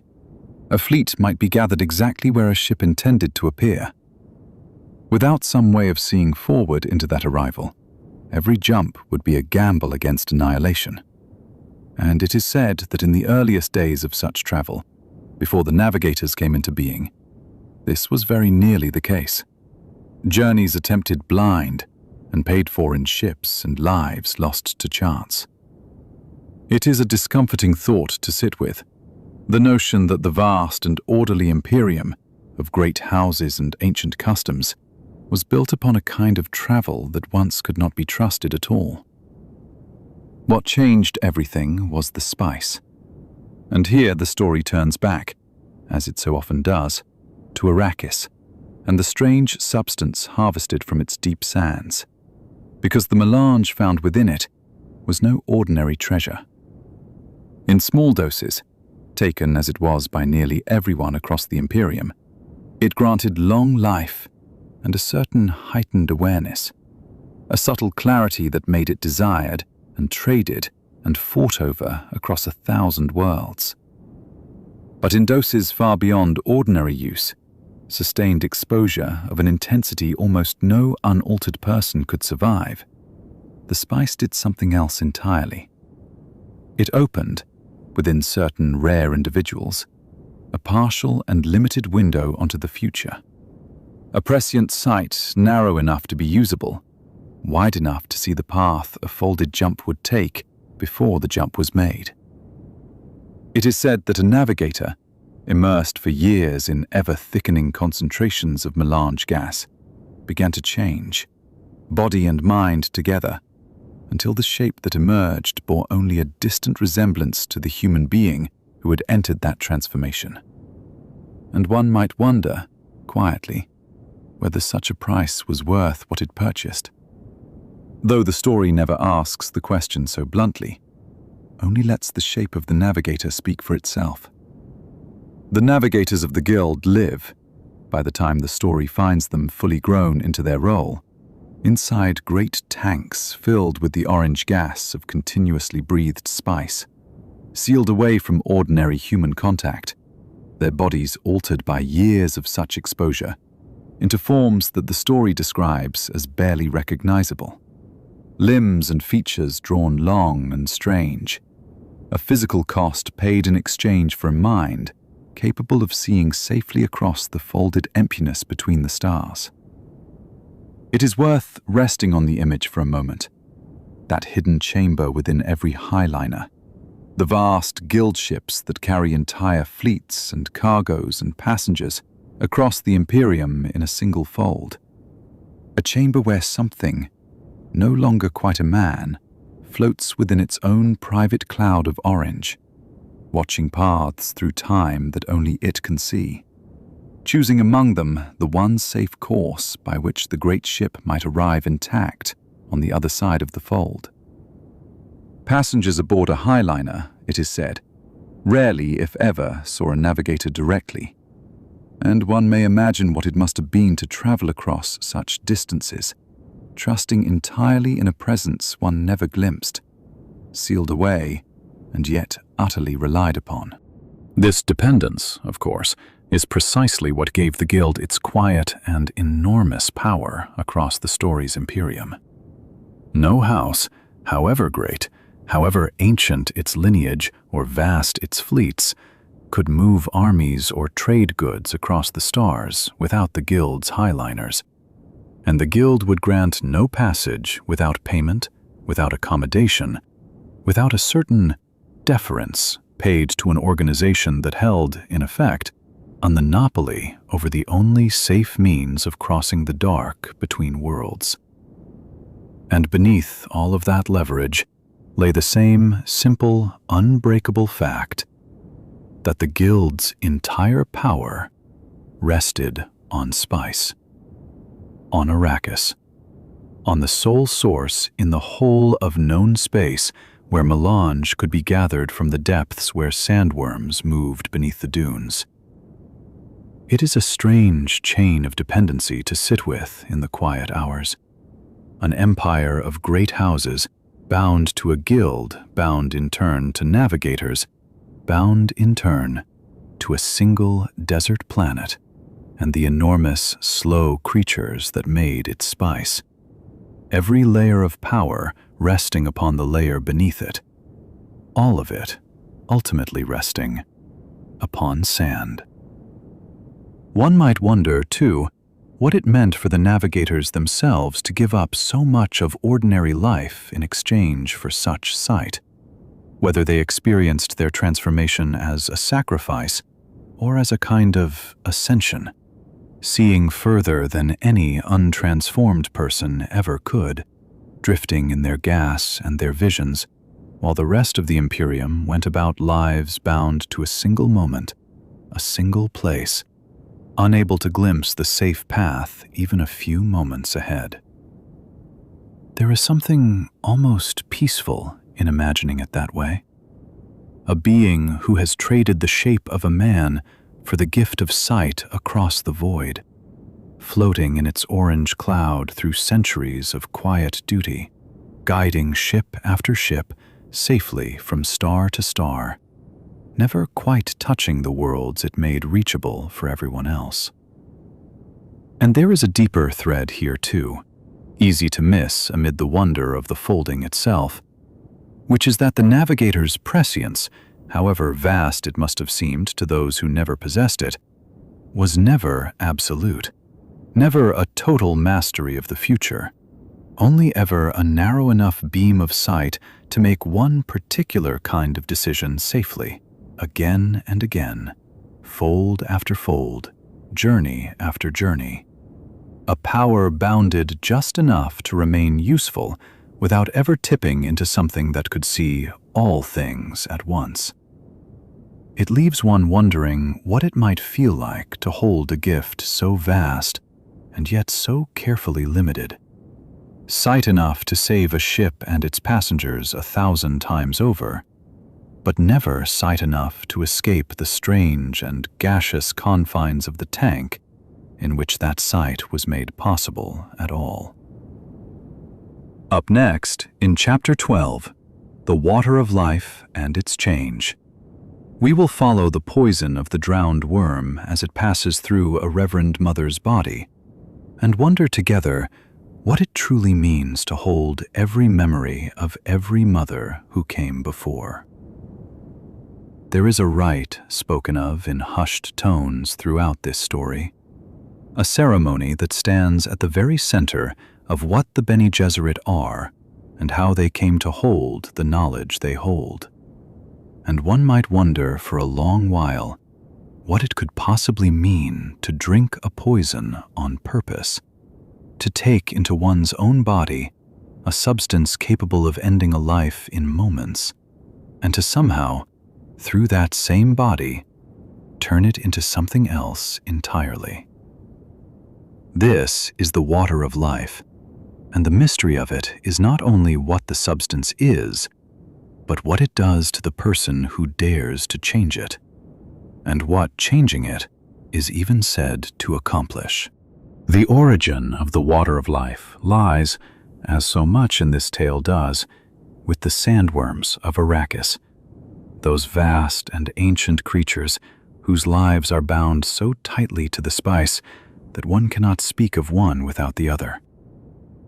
When a worm, or more precisely one of its smaller and more vulnerable stages, sometimes called a little maker, is drowned in water, an act the desert people call the drowning of a maker, it releases a substance from its own body, a fluid so toxic that in its raw form it kills almost anything that touches it. And yet this same poison, gathered and kept in careful hands, becomes central to a ceremony the Fremen call the séance, in which a Reverend Mother of the Bene Gesserit takes a portion of that raw poison directly into herself, holding it within her body and, through some inner alchemical working that the story never fully explains in the language of ordinary chemistry, changes it, transmutes it into something no longer lethal, a catalytic substance that can then be shared safely among the gathered women of the tribe. It is worth sitting with the strangeness of that transmutation for a while. The idea that a woman's body might serve as the vessel in which a poison becomes something else, something sacred rather than deadly, without machinery, without external processing, only through whatever deep internal awareness the training of the sisterhood had cultivated in her. The story asks us to accept this as a kind of ability specific to those trained in the ways of the Bene Gesserit, an inner control so total that even a substance capable of stopping the heart could be met, recognized,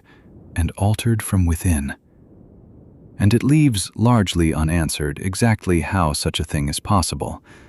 offering it instead as one of those deep mysteries the reader is invited to hold rather than solve. But the changing of the poison is only the doorway, and what waits on the other side of that doorway is perhaps the deeper wonder still. Because once transmuted, the water of life does something to the mind of the woman who has undergone it that nothing else in the story can quite achieve. It unlocks what is called the other memory, a term for the accumulated lives and awareness of every Reverend Mother who came before her, an inherited procession of ancestral minds and experiences stretching back through the whole lineage of women who had undergone the same rite before, each one leaving behind not simply a memory of events, but something closer to a living presence, an internal companion or witness that the new Reverend Mother must learn to hold within herself without being overwhelmed or consumed by the sheer weight and multitude of all those inherited lives. It is said that the transition is agonizing, that the moment of unlocking brings the initiate face to face with the full press of countless minds at once,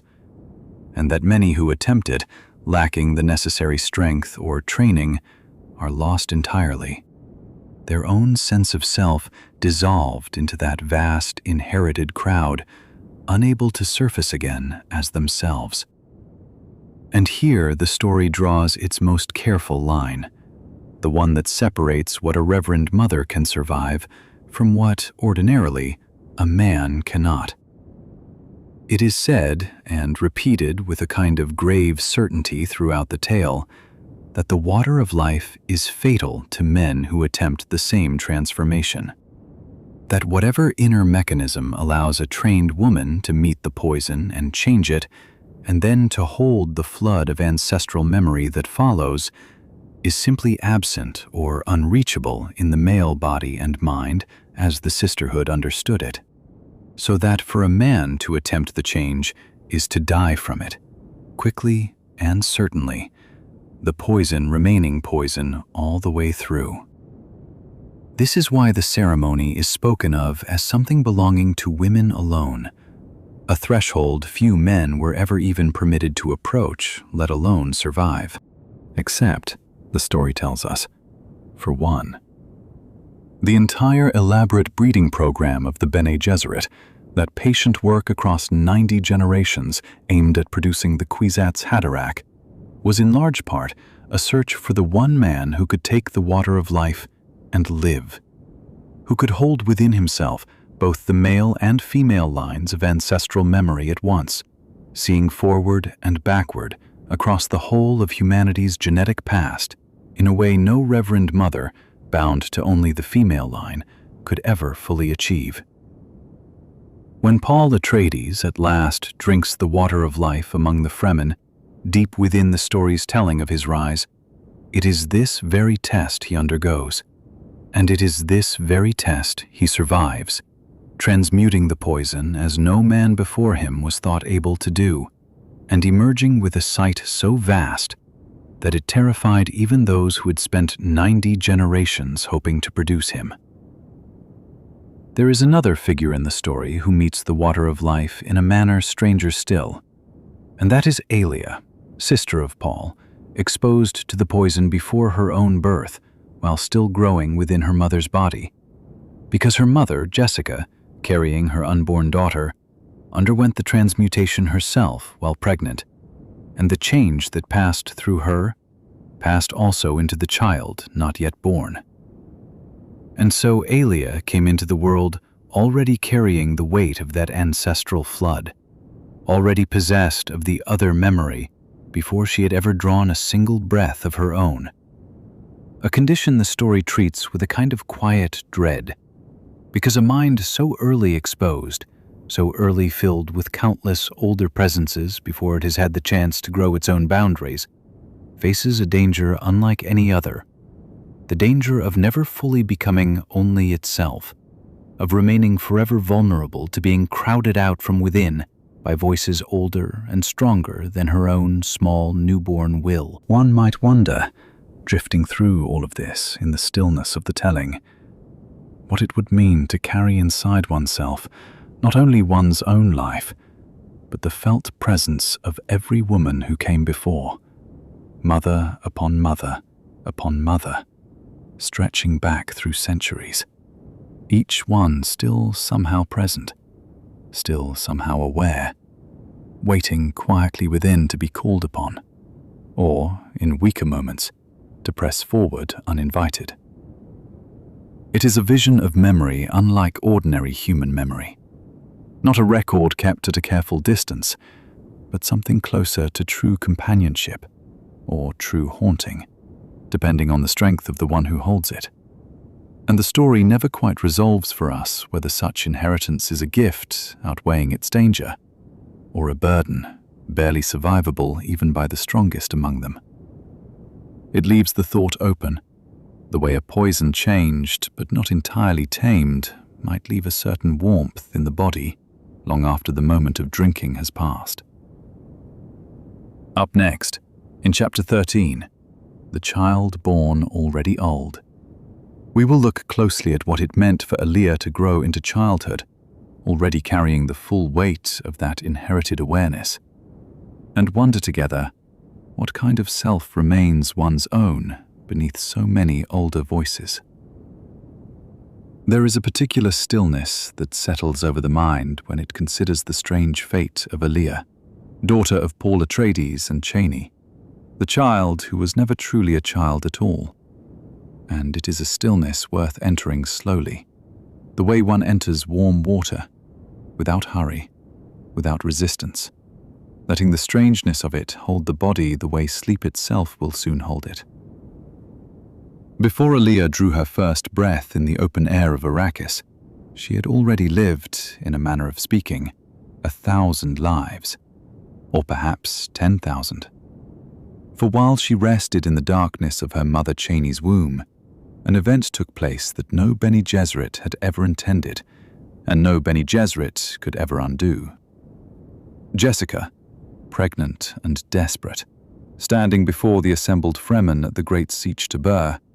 drank the water of life, the poison exhaled by a drowning sandworm, the bile that killed unless it was transformed from within, and in transforming it, in becoming a reverend mother through that terrible alchemy, she did not transform it alone. The unborn child within her drank it too, sharing her blood, sharing her water, and so the change that should have belonged only to a grown woman with trained defenses reached instead into a mind that had not yet been born, a mind with no walls yet raised against the flood of ancestral memory that the spice agony unlocks. One wonders, lying quietly with the thought,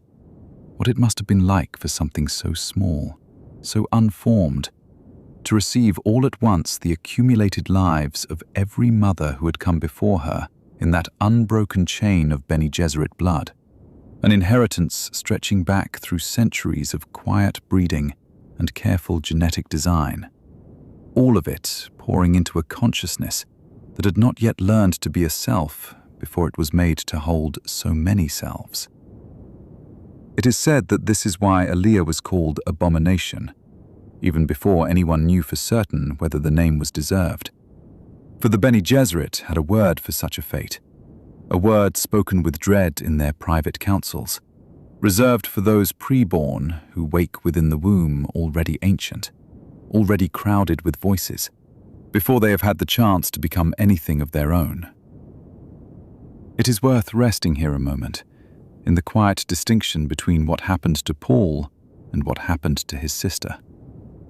Paul, too, opened himself to the accumulated past through the changed spice essence, and Paul, too, carried within him the awareness of countless ancestors. And yet, Paul had already lived years as an unclouded child, had already built a self sturdy enough, perhaps, to stand at the center of that inheritance rather than be swept away by it. Aaliyah had no such years. She was never simply a girl. She was born already speaking with the composure of centuries, already possessing knowledge no infant should hold, her eyes open and knowing in a way that unsettled even the Fremen who loved her. And one imagines the strange loneliness of that, to arrive in the world fully formed in mind while still small in body,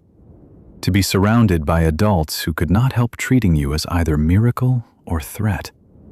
never simply as a child. The danger, as the Bene Gesserit understood it, and as Herbert's telling makes plain across the later volumes of the saga, was not merely that Aaliyah carried this vast inner population of ancestral awareness, but that such a crowded psyche might not remain governed by the self that was meant to stand at its center. A trained adept, coming to the transformation gradually, learns to hold the ancestral voices as a kind of library, consulted, listened to, but never obeyed against her own will. A preborn child, thrust into that same inheritance before any such discipline could be built, risked something else entirely.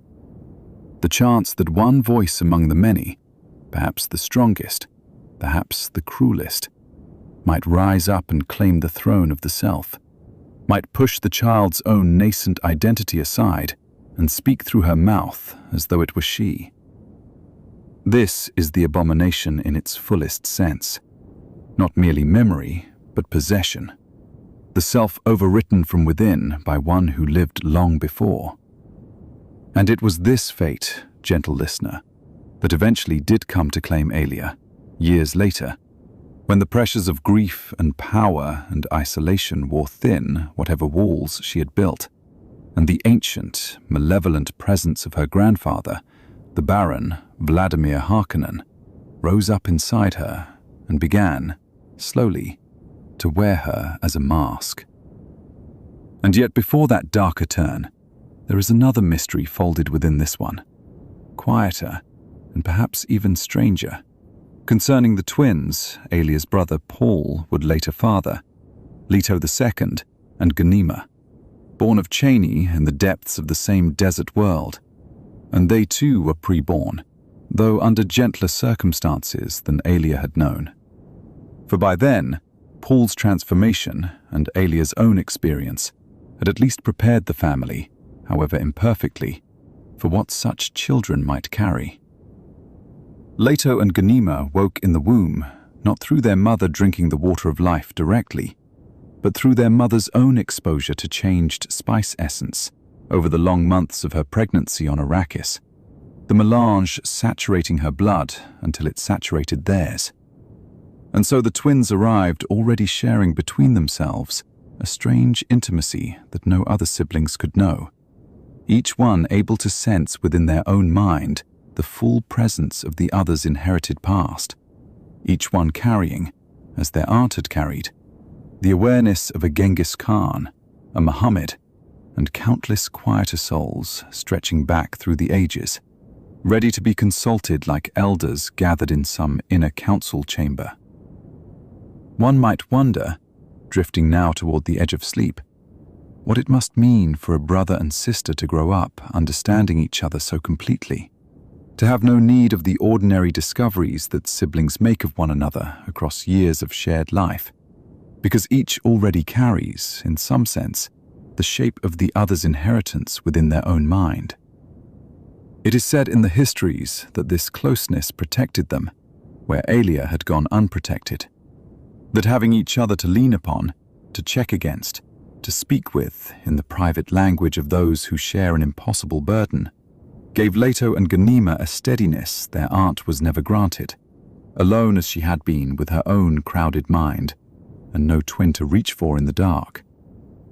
But whether such closeness is truly enough to guard against the pull of 10,000 ancient voices, whether any preborn child can be said to be entirely safe from the quiet erosion that claimed Aaliyah in the end, is a question the story leaves resting gently in the reader's hands, unanswered, the way certain doors in old houses are left ajar rather than shut, so that whatever might pass through them in the night can come and go as it will, and the sleeper below need not know, need not decide, only rest, only wonder, only let the question settle into the soft dark like sand settling after wind. Up next, in Chapter 14, The Ships That Vanish from Sight, we will drift into the quiet mystery of the no ships,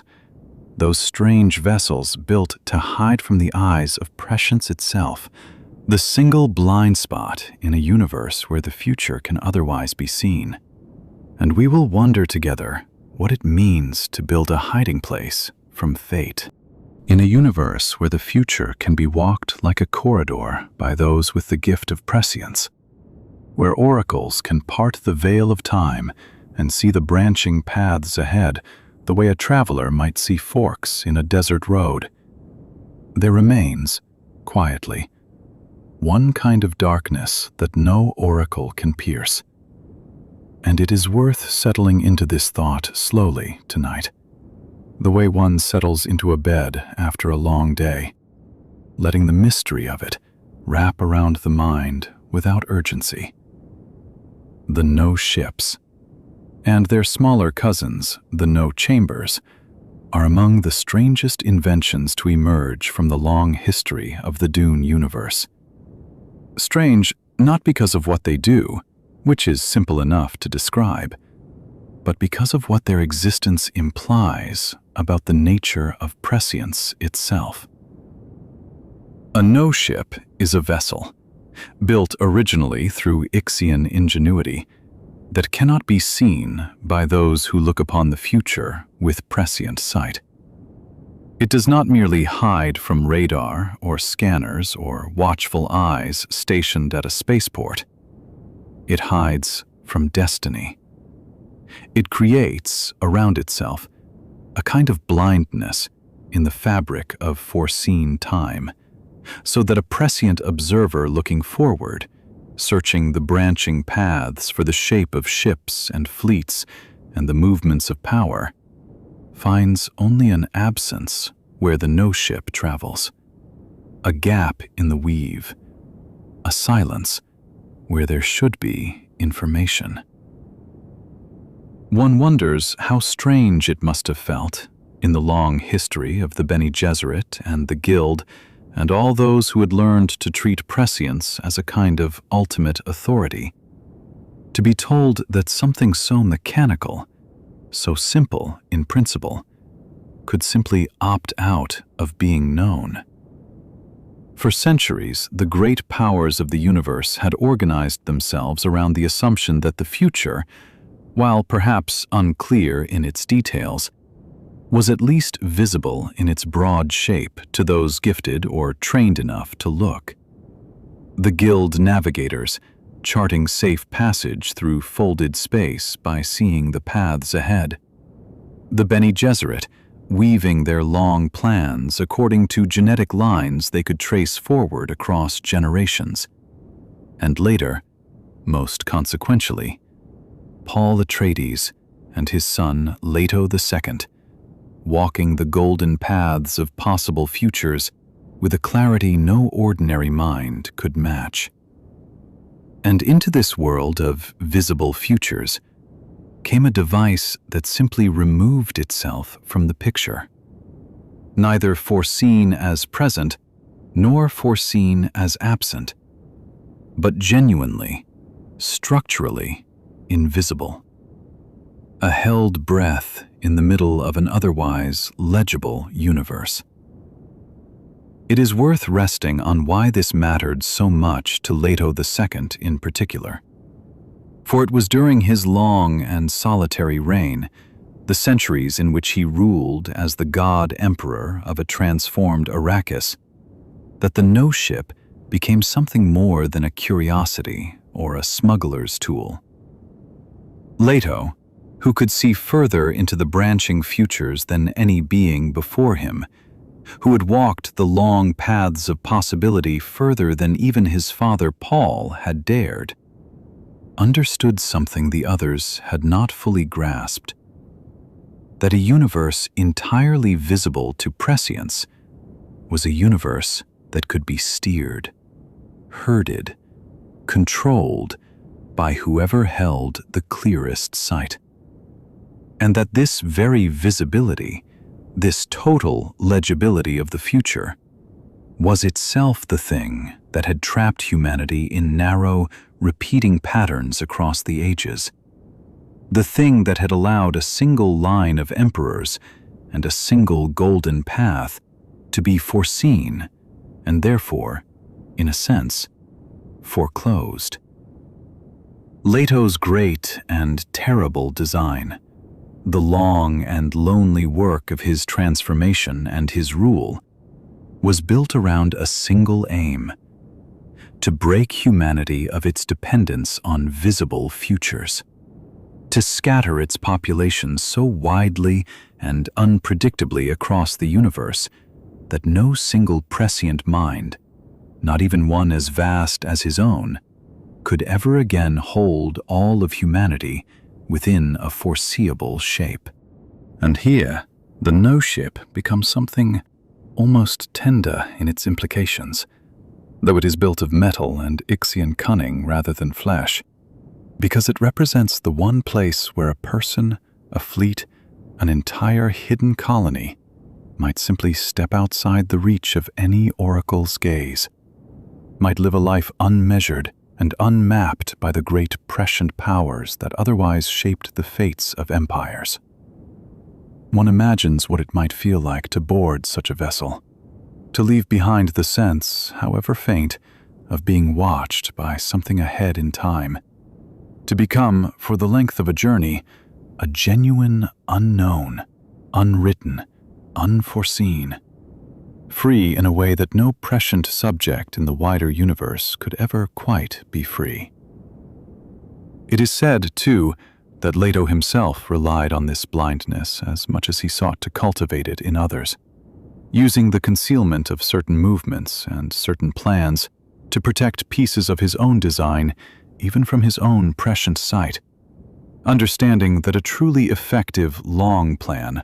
required some element of genuine surprise even to its architect, some seed planted in darkness that could grow unseen until the moment it was needed. There is a quiet paradox folded into this, worth turning over gently before sleep, that the god of foresight, the emperor who saw further than any being in the history of his universe, chose deliberately to blind a portion of his own vision, to leave gaps in his own sight on purpose, trusting that what grew in those gaps might one day save humanity from the very trap his sight had revealed to him. The Ixians who built the first no-ships understood only a fraction of what their invention would come to mean, one imagines, tinkering as they were with a kind of technology whose principles remain, even in the deepest telling of the histories, only partly explained. A fusion of shielding and subtlety that seems to work less like a wall and more like a held silence, an absence rather than a defense. And it is this quality, this notion of hiding not from sight, but from fate, that makes the no-ship perhaps the closest thing in Dune's universe to a genuine miracle. A small pocket of true unpredictability, tucked inside a cosmos otherwise crowded with those who could see too much, who knew too far ahead, who carried the terrible weight of watching their own futures arrive exactly as foreseen. One might drift now toward sleep, wondering what it would mean to have such a vessel for one's own mind, a place inside oneself where no observer, however wise, however far-seeing, could look and find an answer waiting, a private darkness kept whole and unmeasured. And whether such a hiding place is itself a kind of freedom or merely a different kind of solitude, a question the story leaves open, as it leaves so much open, trusting the listener to carry it gently into whatever quiet follows. Up next, in Chapter 15, Why a Man Became a Worm, we will follow the slow and strange transformation of Leto II, who chose, across the long centuries of his rule, to merge his own body with the sand trout of Arrakis, becoming something between man and worm. And we will wonder together what kind of love or duty could ask so much of a single life. There is a particular kind of quiet that belongs only to the story of Leto II, a quiet that has nothing to do with silence and everything to do with the slow passing of centuries. And tonight, it is worth entering that quiet gently, letting the strange and patient transformation of one young man settle into the mind the way sand settles after the wind has finally stopped moving it. Long before he became the figure the histories would call the God Emperor, Leto was simply a boy, twin to his sister Ganima, son of Paul Atreides and Chani, born already carrying the vast inheritance of ancestral memory that came with being pre-born on Arrakis, a burden his aunt Aelia had carried before him and had, in the end, been unable to master. Leto, walking the same dangerous inner landscape his aunt had walked, understood something Aelia perhaps never fully grasped, that the ancestral voices within him were not simply memory to be consulted, but forces that could, if given the chance, rise up and consume the self that hosted them. And it was in confronting this very danger, in the quiet crisis of his own becoming, that Leto first glimpsed what the histories call the Golden Path, a vision of the only future in which humanity might survive its own tendency towards stagnation and destruction, a vision so vast and so costly that it demanded, from whoever would walk it, almost everything a person could be asked to give. One wonders what it must have felt like for a boy still young in years, however ancient in inherited memory, to understand that the price of saving humanity's long future was not sacrifice in the ordinary sense, a battle fought and lost, a single dramatic offering, but something slower and stranger, an offering made across centuries, made of his own body, his own face, his own capacity to be touched or held or recognized as human by those he loved. It is said that Leto came to this understanding gradually, walking further along the branching futures than even his father Paul had dared to walk, seeing that only by becoming something other than a man, something that could endure far beyond any human span of years, could he hold humanity on its course long enough to break the patterns that had trapped it for so long. The transformation itself began, in the telling of the histories, with the sand trout, those strange creatures that are themselves an early and hidden stage in the life cycle of the great sandworms of Arrakis, small and skin-like, able to bind water and multiply, and, when pressed against living flesh, to begin a slow and total merging with whatever body they touch. Leto pressed sand trout to his own skin deliberately,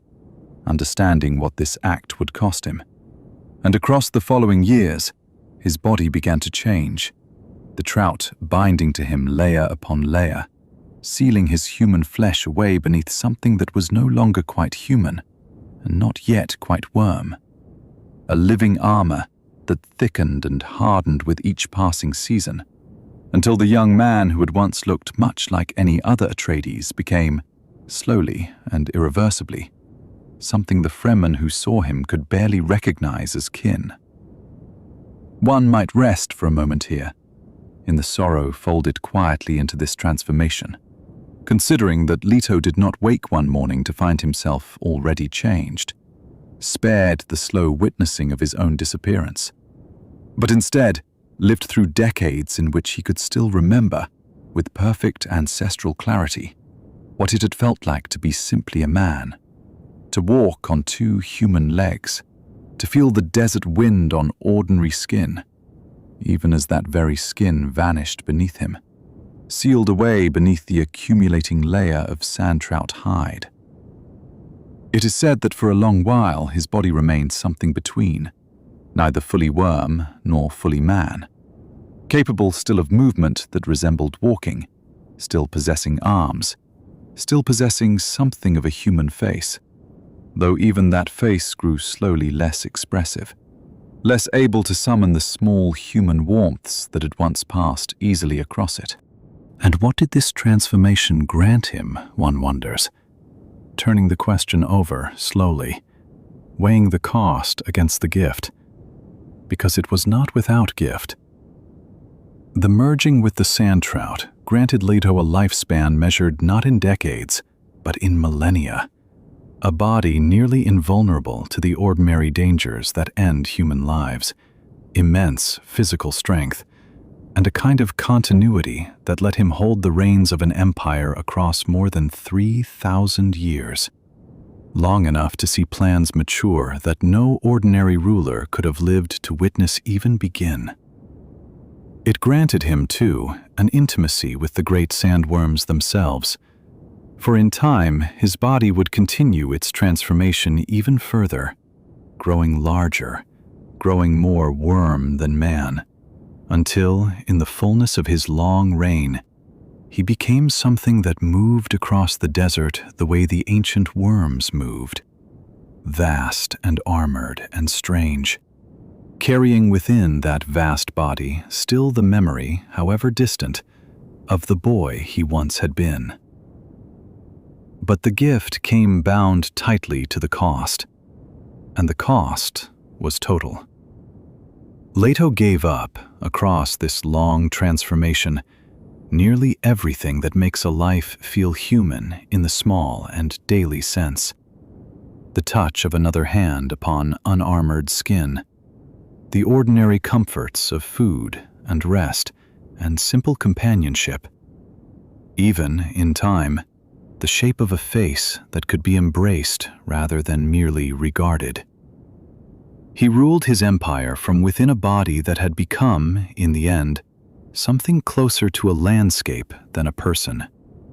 And he did this, the histories are careful to say, not from any hunger for power or strangeness for its own sake, but because he had seen, in his long walking of the futures, that only a single ruler who could not be overthrown, who could not simply die and be replaced, who could hold the whole weight of humanity's coming crisis in one continuous, unbroken will across centuries, could force the species through the narrow door that led away from its own extinction. One might drift toward sleep now, wondering what it means to give up one's own humanity so completely and so slowly, for the sake of a future one will not personally enjoy in any ordinary sense, wondering whether such a sacrifice is a kind of tragedy or a kind of profound, patient love, and whether Leto himself, in whatever remained of his human awareness deep beneath the armored hide, ever mourned the boy he had been, or whether the vastness of what he became simply widened over the centuries, until the mourning too became something else, something quieter, something closer to peace. Up next, in Chapter 16, The Return from the Far Dark, we will follow the great scattering that followed Leto's long reign, humanity spreading itself into the unknown reaches beyond the old empire, and the strange, fierce travelers who eventually returned from that darkness, fleeing something none of them would fully name. There is a long silence at the center of this part of the story, a silence that stretches across 1,500 years, and it is worth settling into it tonight, the way one settles into the deepest part of the night, when even the ordinary sounds of a house have gone still, and there is only the soft dark left to sit with, After the death of Leto II, the god emperor who had ruled as a vast worm-bodied sovereign across more than 3,000 years, humanity found itself released quite suddenly from the tight and careful grip that had held it in place for so long. A grip so total and so long sustained that few among the living had ever known any other way for the universe to be arranged. Leto had spent his impossibly long reign shaping conditions quietly and patiently for what the histories call the scattering or the dispersal, an event he had foreseen and in his own strange way engineered, in which the descendants of the old empire, no longer bound by the presence of a single visible ruler who could be found and known and predicted,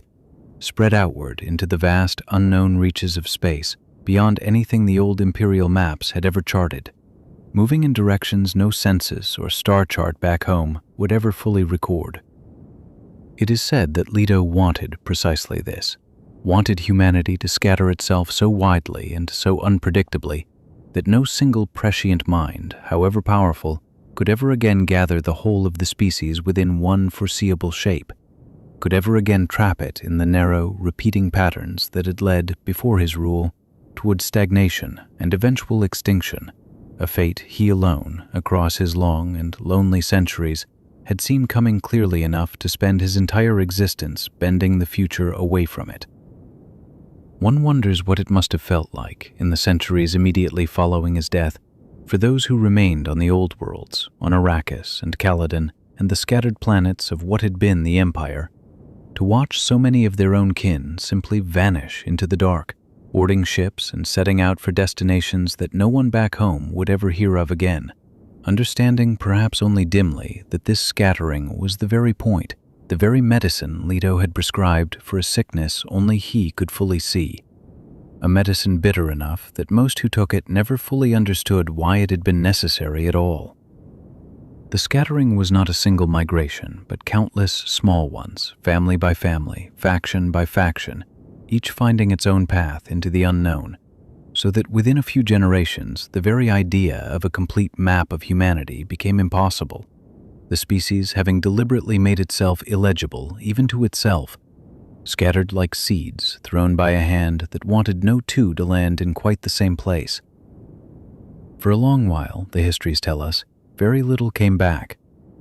The worlds that remained within the old imperial sphere, worlds that would come to be governed loosely by the Bene Gesserit and by the merchant power of the guild and by a great trading combine of ordinary human enterprise, continued their lives largely undisturbed by whatever might be happening in that vast outward dark, settling into rhythms and routines that had little room left in them for wondering about ships that might never return at all.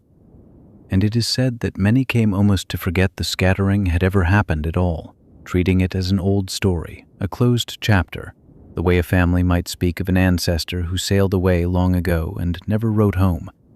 a name mentioned less and less at gatherings until it faded into little more than an old habit of speech. 1,500 years is a long time to wait for an answer, long enough that the question itself begins to feel like something from another age entirely, long enough that entire ways of asking it are forgotten and have to be invented anew by each generation that still bothers to wonder. And then, gently at first, and then with increasing force, things began to return. One wonders what it must have been like to be among the first to notice these returning ships, arriving not as the old Empire's vessels had once arrived, predictable and known, but strange, altered, carrying within them people and customs and technologies that had drifted so far from the old ways during their long isolation that they seemed almost to belong to a different species of human being entirely. Their manners unfamiliar, their purposes unclear, their very bearing marking them as something the old worlds no longer quite knew how to name. Among those who returned, the histories dwell longest on a group who called themselves the Honored Matres, women who had developed across their long exile in the scattering a fierce and violent mastery of sexual and physical control over others. A distorted echo, some have said, of the very disciplines the Bene Gesserit themselves had cultivated for so many centuries, though turned toward domination rather than the patient long game the sisterhood had always played, as though the same seed, planted in a harsher and more frightened soil, had grown into something thornier and far less patient. It is worth resting a while on the strangeness of this mirroring, that two orders of women, one remaining behind within the old civilization, and one shaped by 15 centuries in the unknown dark, should each have developed disciplines of the body and the will that echoed one another so closely, and yet diverged so sharply in their aims.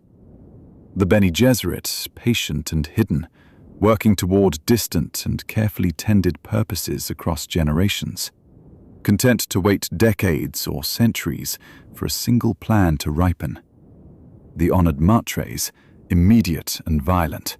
seizing power directly through terror and control, arriving back into known space the way a storm arrives, sudden and consuming, leaving little room for the slow deliberation the sisterhood had always favored, as though the very patience that defined one order had, in the other, been burned away entirely by whatever they had faced out in the dark. But what one wonders most, sitting quietly with this part of the story, is the question the honored matres themselves seemed unable or unwilling to answer fully when asked why they had returned at all. Why, after so long, scattered so widely across such an immense dark, they had come rushing back toward the old worlds with such urgency and such violence, abandoning whatever footholds they had built across 1,500 years of distance, as though none of it mattered anymore beside the need simply to run. The answer they gave, when they gave one, was fear. A fear of something they called only the enemy, some presence encountered far out in the scattering that had proven powerful enough and terrible enough to send an entire people fleeing backward across 1,500 years of distance, back toward worlds most of them had never seen and could barely remember belonging to, worlds that existed for them more as half-remembered legend than as any true home. And it is here that the histories grow quiet themselves. For the nature of this enemy, what it truly was, where it had come from, what it wanted, is never given a full and settled answer, remaining instead one of the great unresolved questions at the heart of the later chapters of this long story. A darkness at the edge of the map that even those who fled it could not fully describe. A shape felt only in the speed and the fear of the retreat it caused, rather than in any clear outline anyone could draw. One might drift towards sleep now, holding this image gently, of a vast dispersal outward into the unknown, undertaken deliberately so that humanity might never again be caught and held by a single visible fate. And then, centuries later, a frightened return from that same unknown, carrying with it not answers, but only the shape of a fear too large to name, and wondering whether the freedom Leto had purchased at such enormous personal cost was itself now bringing home, unbidden, the very kind of danger his long and lonely plan had been built to help humanity survive. The question left to hang softly in the dark, unresolved, the way the best and quietest mysteries often are when the night finally asks us to let them rest. Up next in Chapter 17, The Endless Lives of Duncan, Idaho, we will follow the strange thread of a single loyal man, cloned and returned again and again across thousands of years of this unfolding story. And we will wonder together what it means to live so many lives in service of a purpose one can never fully see. There is a man in this story who dies in the first hours of it, and who never quite manages to stay dead. And one wonders, drifting now toward the far side of wakefulness, what it means that a single face could be asked to return so many times across so many thousands of years, each time bearing the same name and almost the same heart. His name was Duncan, Idaho. He was a swordmaster, trained on Ginnas, loyal past any reasonable measure to House Atreides, a man whose devotion was so complete that it became, in its own quiet way, a kind of mystery all its own. When the Harkonnens and the Emperor's Sardaukar came down upon Arrakeen in the night, it was Duncan who bought time with his blade so that others might slip away into the deep desert. And it was Duncan who fell there, in the dust, doing what he had always done, which was to give himself entirely for the house he served. And one might think that was the end of him. It was not,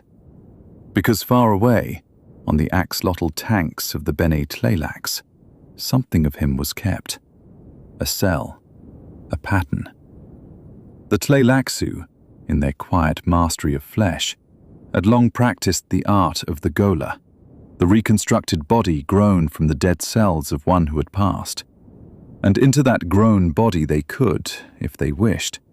coax back something of the original mind, waiting dormant beneath training and conditioning, like a seed beneath snow. It is worth resting here a moment, in the strangeness of it, that a person's continuity was never guaranteed by the tleilaxu to be complete. A gola might walk and speak and even fight exactly as the original had, and yet whether the true self had returned, whole and unbroken, or whether something merely very like him had been assembled from flesh and memory shards, was a question the philosophy of the Bene Tleilaxu left carefully, perhaps deliberately, unanswered. The first Duncan Gola came back into the story as Hate, a name given to him so that the man he had been might sleep a little longer beneath the surface. He served Paul Atreides on Arrakis after the desert had already remade Paul into something the Fremen called Muad'Dib, and the Tleilaxu had sent him, it was believed, as a kind of gift laced with a hidden blade, a trigger buried in his conditioning meant to turn him against the very Duke's son he had once died protecting. And yet the trigger did not hold entirely as intended. The old loyalty, or perhaps love, for Paul's mother Jessica broke through the compulsion at the crucial moment, and Hate became Duncan again, fully, in the space of a single choice. One might wonder, gently, whether that means the original man was always there, patient beneath the mask, or whether love itself was strong enough to grow a new loyalty, indistinguishable from the old. After that, Duncan kept returning. Through Paul's reign, through the long centuries of his son Leto II's transformation into the great sand-trout-skinned worm emperor, Gola after Gola of Duncan Idaho was grown and awakened and given a place at court, sometimes as a companion, sometimes as a guard, sometimes, it is said, as one of the very few beings the god emperor allowed himself to trust without reservation. Leto II kept ordering new Duncans made, one after another, across 3,500 years. And one might lie here wondering why a being of such vast prescience, who could see so much of the future's branching paths, would want the same man returned again and again, rather than someone new. Perhaps it was because Leto, who had given up nearly everything human about himself to become the worm, needed one face that never changed, one loyalty that outlasted empires, a single fixed point of warmth in a life that had otherwise stretched itself thin across millennia. Perhaps the repetition of Duncan was Leto's quiet way of keeping some small, unbroken thread of his own human beginning alive beside him, since Duncan had known Leto's grandfather Paul, and Paul's father before that, and so, through Duncan alone, the God Emperor could still touch, however faintly, the ordinary family he had once been part of. The Gola Duncans were not always at peace with this arrangement. Some of them, waking into a body identical to one that had died on some old battlefield, found the weight of borrowed memory and imposed purpose difficult to carry. And there is a tenderness in imagining what it must be to open one's eyes for what feels like the first time, and be told, gently but firmly, that one has already lived, already died, already been loved and mourned by people who are themselves long dead now, and that one is expected to pick the thread back up as though no gap had ever opened. Across the later ages of the story, into the time of the Bene Gesserit Mother Superiors Taraza and Odrad, Duncan Golas continued to be grown, this time not by the God Emperor's design, but by the sisterhood's own need. For by then, Duncan Idaho had become something like a living key, a genetic and psychic constant they could return to and study and depend upon amid the chaos of the scattering, when so much else in the universe had grown unfamiliar and threatening. In these final volumes, he becomes almost a compass point for the reader as much as for the characters. A familiar face carried forward through unfamiliar centuries, his steadiness a kind of anchor for a story that had otherwise sailed very far from where it began. And so one might wonder, in this soft and drifting way that questions arrive at bedtime, what continuity really means for a person copied so many times. Is Duncan Idaho one man who has died many deaths and returned many times? The true self somehow persisting beneath each new binding of flesh? Or is he many men, each convinced he is the first, each carrying forward a name and a love and a duty that were never really his to inherit, but which he inherits anyway, gently, the way a grown child inherits a parent's gestures without ever having chosen them? Herbert never insists on an answer. He lets the question rest exactly where a person rests it in the quiet hour before sleep, turning it over without needing to solve it, content simply to notice how strange and how moving it is that loyalty, once given so completely by a man in the dust of a fallen city, could echo forward across the thousands of years of an empire's whole life, called back again and again, simply because someone, somewhere, could not bear for it to be over. Up next in Chapter 18, the question Herbert never answered, we will drift toward the far edge of the tale itself, into the scattering of humanity across the dark between stars, where something unnamed was said to be hunting them all. A question Frank Herbert carried with him until his own life ended, before he could ever set down its answer. There is a question resting at the very far end of this story, out past the edges of the maps that Herbert drew for us, and it is a question that was never answered, not because the answer was hidden somewhere in a chapter we simply have not found, but because the hand that might have written it stopped before it could. It helps, before going further, to sit for a moment with just how far this story had traveled by the time it reached that unanswered edge. It began, so long before, with a young duke's son standing on the sand of a single desert planet, learning to read the wind and the worm.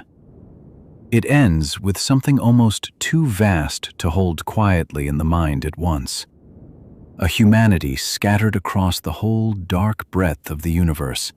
fleeing not one enemy or one empire, but something that could not even be named properly. Something that simply happened to be waiting out past the last mapped star. By the time the tale reaches its final written volumes, Heretics of Dune and Chapter House Dune, the known universe has changed almost beyond recognition from the desert court of Paul Atreides. Humanity, in the ages after the God Emperor Leto II's long and terrible reign, had scattered outward in what came to be called the scattering, fleeing the golden path he had forced upon them, spreading into the dark between the stars in ships and directions that even the old orders, the Bene Gesserit and the Guild and the tleilaxu, could no longer track. It was a diaspora born partly of fear and partly of freedom, since Leto's long tyranny had been designed, or so he claimed with his dying breath, to teach humankind never again to be trapped and predictable, never again to be caught easily by prescient sight, his own included. And it seems to have worked rather too well, because when the far travelers of the scattering began, slowly, to return, they came back with stories, fragments, and fear. One can imagine, if one lets the mind drift there gently, what it might have felt like to be among those who scattered first, stepping onto strange ships bound for no charted destination, believing perhaps that they were simply choosing freedom over destiny, not knowing that freedom out in that endless dark might have its own cost waiting patiently for them,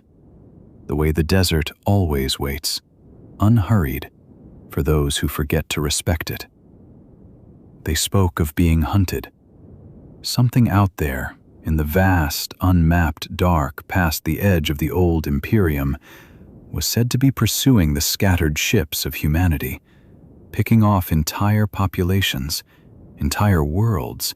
with a thoroughness and patience that felt less like war and more like harvesting. The word used again and again by those who had glimpsed it or fled from it, or merely heard the terror in the voices of those who had, was hunters. Not raiders, not rivals, not even really an enemy in the way the old Imperium understood enemies, since enemies could be reasoned with, bargained with, outthought. This was something else. Some of the returning ships carried no survivors at all, only records, only the last transmissions of people who had understood, in their final hours, that whatever was coming for them was not interested in negotiation. It is a strange kind of dread, this one, quieter than the dread of battle, a fear built only of silence and patience, the slow certainty that somewhere, unseen, something is simply and calmly working its way through the dark toward you, exactly the way the sandworm moves beneath a dune, felt only as a distant trembling long before it ever breaks the surface. The Bene Gesserit of the later books, women like Mother Superior Terraza and her successor Odrade, treat this threat with the particular seriousness the sisterhood reserves for things it cannot yet see clearly enough to plan against. There is discussion of no ships, vessels rendered invisible even to prescient sight, being used both by the scattering's own explorers and, it is feared, by whatever hunts them. Since prescience itself, that old gift of the spice that let Paul and Leto glimpse the branching future, seems somehow blind or blinded where these hunters are concerned. There is talk of the honored matres, the fierce and sexually dominating women who come storming back into the old Imperium from somewhere out in the scattering, themselves fleeing something, themselves marked by an encounter so total that it hollowed something out of them, and left behind only conquest and fear as their remaining modes of being in the universe. Some students of the later novels have wondered whether the honored matres are not simply an offshoot of the Bene Gesserit's own lost sisters, twisted by whatever they ran from out there, which would mean the hunters are not merely killing humanity's scattered children, but transforming them, and sending the transformed ones back like an infection. There is something almost mournful in that last thought, if one lingers on it a while in this quiet hour. An enemy that does not simply destroy, but reaches into a person and hollows out whatever gentleness once lived there, sending back only the shell of conquest where a whole self used to be. And there, at the threshold of the answer, the books stop. Frank Herbert died in February of the year 1986, before he could write the 7th novel of the series, the one his readers had long assumed would finally turn to face the hunters directly and tell us plainly who or what they were. He had spoken in interviews near the end of his life of an idea for that final book, hints of it drifting through letters and notes, suggestions that the hunters might in some way be connected to the machines, the old thinking machines, that humankind had risen up against and outlawed so long before, in the terrible war called the Butlerian Jihad, back at the very root of this entire history. It is a tantalizing thread, because it would mean the great cycle of the story bending back upon itself, the ancient fear that drove humanity to forbid all thinking machines, returning at last in the final act. No longer a memory or a commandment, but a living thing, coming to collect an old debt. But Herbert left only the hint, and a hint sketched in interviews is not the same as a hint sewn carefully into a manuscript. And so it remains, honestly and forever, only a possibility rather than an answer. His son Brian Herbert and the writer Kevin J. Anderson did eventually write novels meant to complete the arc, Hunters of Dune and Sanctuary of Dune, working from notes Frank Herbert was said to have left behind. And they did offer their own resolution to the mystery, their own name for what waited in the dark. But one might gently set that resolution to one side tonight, not out of disrespect for anyone's effort to finish a beloved story, but simply because it was not the hand that shaped the original mystery. And there is something honest in letting Frank Herbert's own silence remain silence, in letting the question stay exactly as he left it, unanswered, open, humming faintly at the edge of everything else he built. There is a kind of peace available in that choice, if one is willing to sit with it, rather than reach past it for a tidier ending. Not every door in a long story needs to be opened before the reader is allowed to rest. And so one drifts now toward the thought of all those scattered ships out in the endless dark, running from something they could not name, prescience itself, unable to find the shape of it. The old sisterhood turning the question over and over without an answer. And Herbert himself, in the last months of his own life, perhaps holding the shape of an answer somewhere behind his eyes. An answer that simply ran out of time before it could be written down. There are mysteries that get solved for us gently, the turning of a later page. And there are mysteries that were only ever meant to be carried, unfinished, into whatever comes after the last page there is. This is one of the second kind, and there is nothing wrong with letting it rest there, unsolved, soft, and very old. Up next in Chapter 19, The Old Couple at the Edge of the Story, we will travel to the very last pages Frank Herbert ever wrote, to a quiet garden and two old caretakers whose true nature was never explained, the final image he left behind before the silence began. At the very end of the last novel Frank Herbert ever completed, Chapter House, Dune, there is a quiet scene that has puzzled and comforted its readers in equal measure for a very long time, and it seems a gentle thing to turn over now, in this soft hour, since it is, in its own way, the final image its author left the world before the greater mystery of the hunters was ever resolved. It is worth pausing, before entering that scene itself, to notice what kind of ending a reader might expect from a story so vast. 6 long novels of empire and prophecy and terrible sacrifice would seem to call for something equally vast at their close. A final battle, perhaps, or a final revelation spoken aloud in some grand hall before the assembled powers of the universe. Herbert gives his readers nothing of the kind. He gives them a garden instead, small and sunlit,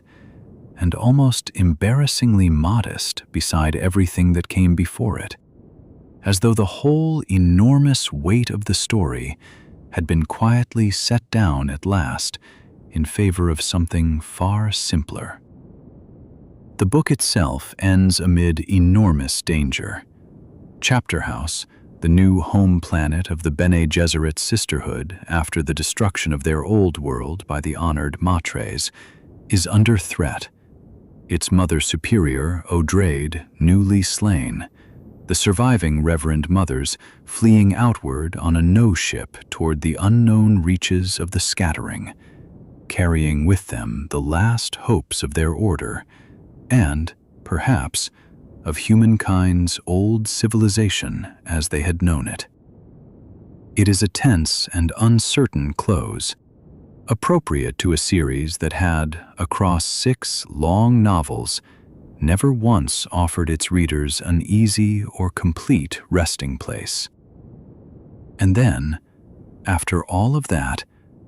Herbert gives us something entirely different in the book's very last pages. Something so quiet, it almost seems to belong to another story altogether. We meet an old couple, a gardener and his wife, tending a modest plot of land, living a life of apparent simplicity and calm on some world untouched by the chaos consuming everyone else in the tale. Their names are Daniel and Marty. They speak to each other with the unhurried warmth of 2 people who have shared a very long life together, tending their soil, watching the small daily business of growing things, seemingly as far removed from Reverend Mothers and honored matres and axolotl-tanks and golden paths as it is possible to be within the same universe. And yet Herbert does not let us rest easily in the ordinariness of this picture, because he drops, very quietly, a handful of details that suggest these 2 gentle old gardeners are not what they appear to be at all. There is something almost startling in how easily the scene could be mistaken for simple relief, a small breath of ordinary life offered to a reader exhausted by centuries of empire and prophecy. And perhaps, on its surface, that is exactly what it is meant to be, at least at first glance. But Herbert had spent this entire long story teaching his readers to look twice at anything that seemed too simple, too settled, too easily explained. And so the very peacefulness of the scene becomes, almost against its own quiet nature, a kind of invitation to look closer, to ask what is being folded so gently beneath all that sunlight and soil. There are hints, small and cool as stones dropped into still water, that Daniel and Marty may in fact be face dancers, the tleilaxu made shapeshifters, capable of taking on any appearance, any voice, any manner, so completely that even those who know them well cannot see through the disguise. But if they are face dancers, they are face dancers of an entirely different order than any we have met before in the story. Because the face dancers we have known until now,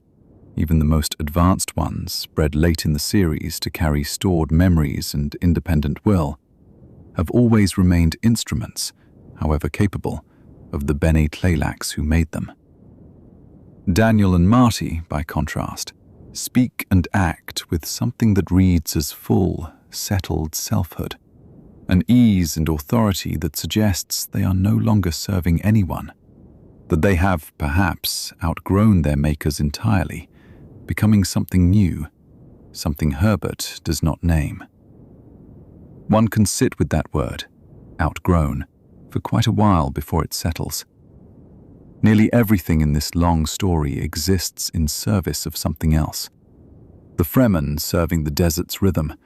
the Bene Gesserit serving a breeding program that spans 90 generations, the Guild Navigators serving the folded paths of space,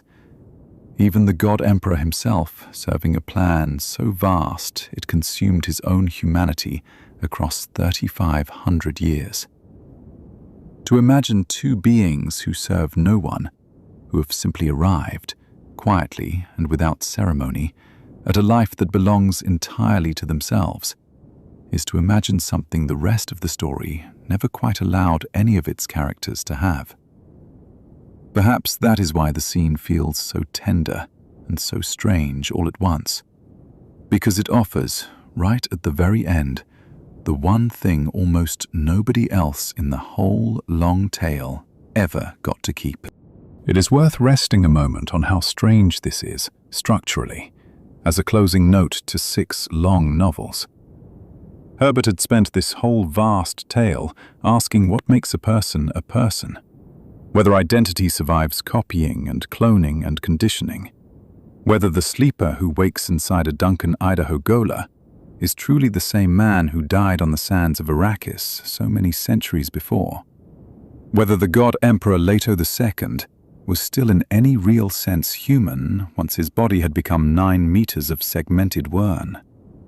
And here, at the very last page he would ever write for this universe, he gives us 2 beings who may have solved that question, simply by becoming so fully themselves, so fully at peace, that the old distinction between the mask and the face beneath it seems to have quietly dissolved. Some readers over the years have wondered whether Daniel and Marty represent a coming synthesis the later books were building toward. Perhaps even a hint that face dancers,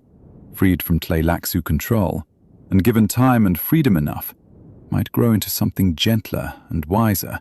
than either their makers or the humans who feared them. Others have wondered whether the old gardeners are not face dancers at all in the end, but something else again.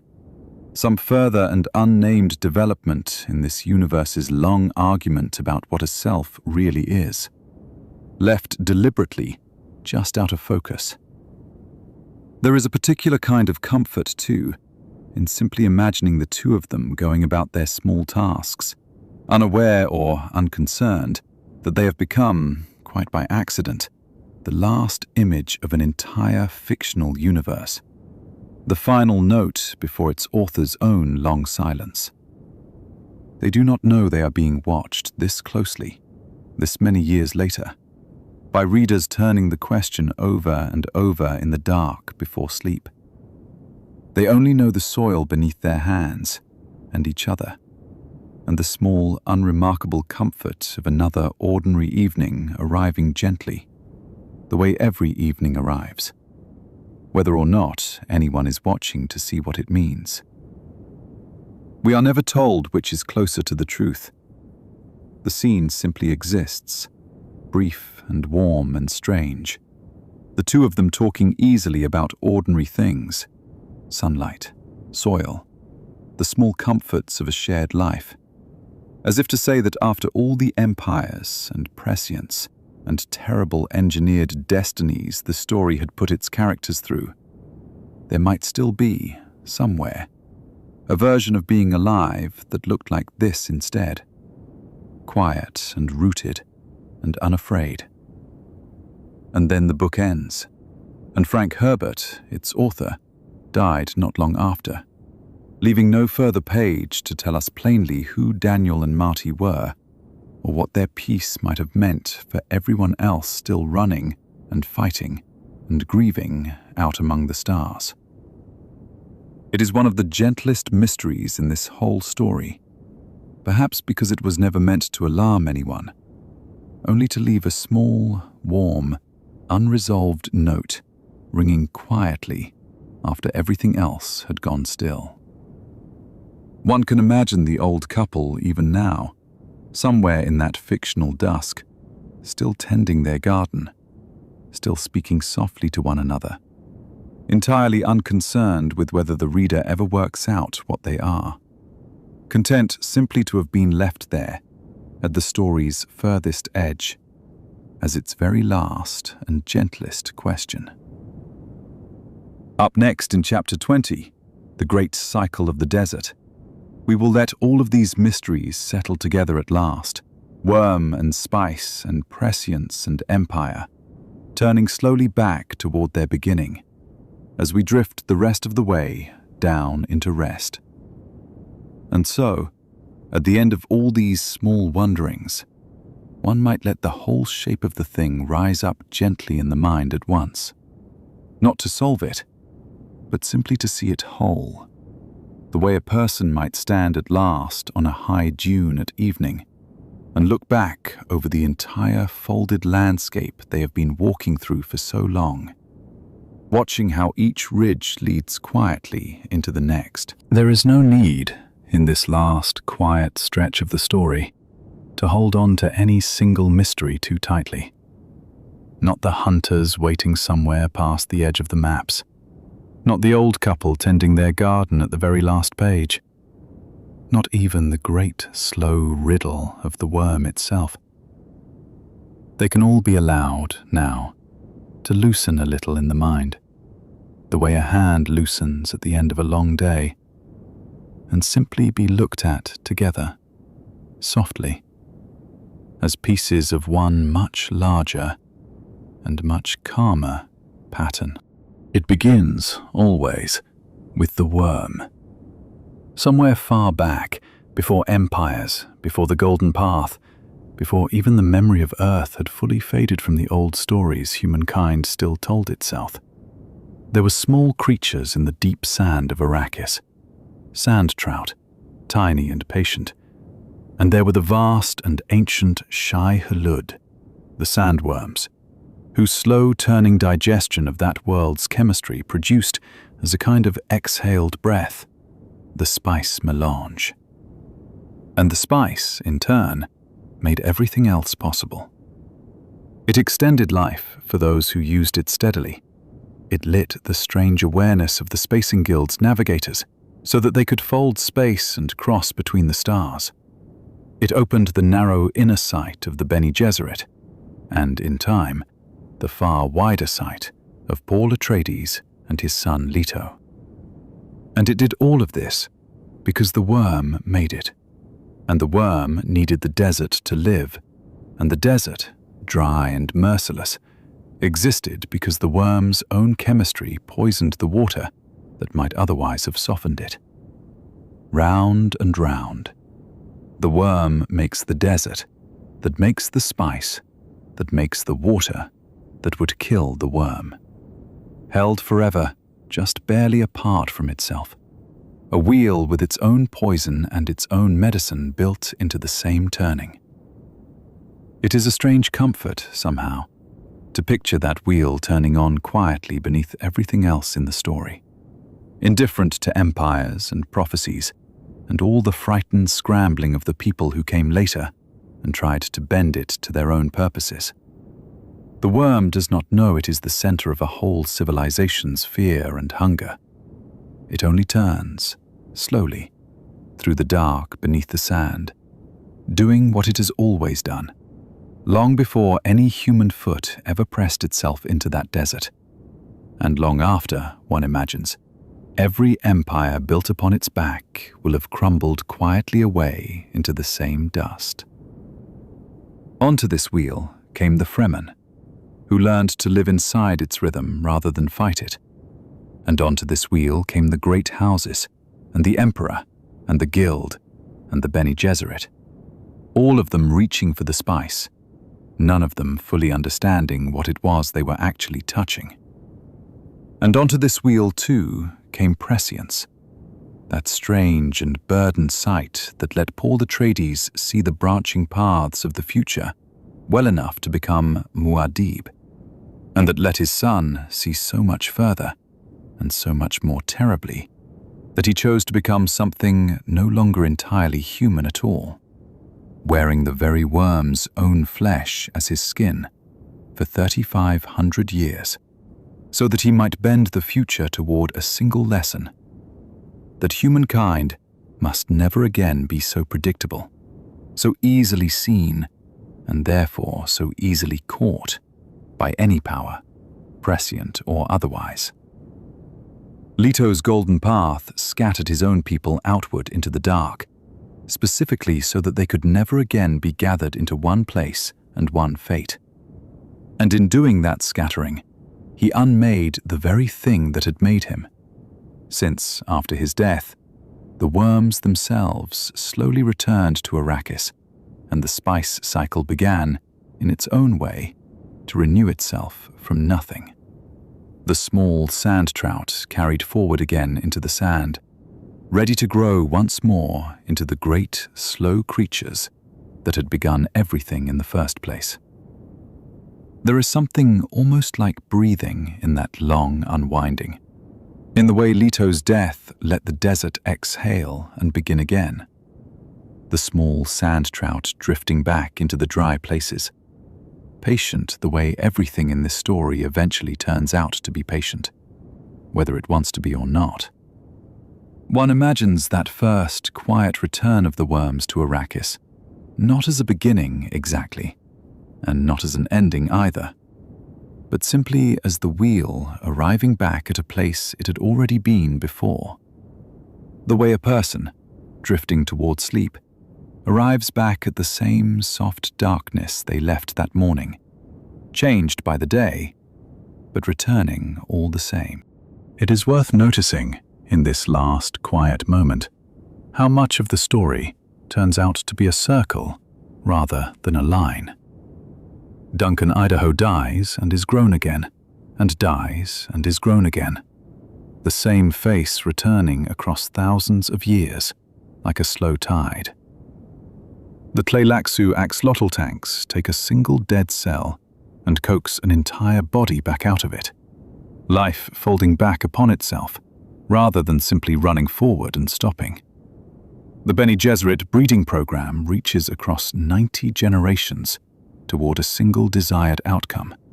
patient in a way that treats time itself almost like sand, something to be shaped slowly rather than rushed through. Even the hunters out in the scattering, whatever they finally are, whatever answer Frank Herbert carried with him when he died before writing it down, seem to belong to this same pattern of return, since some who studied his notes believed they might be connected to the very thinking machines that humankind had once risen up against so long before. The old fear, come back around,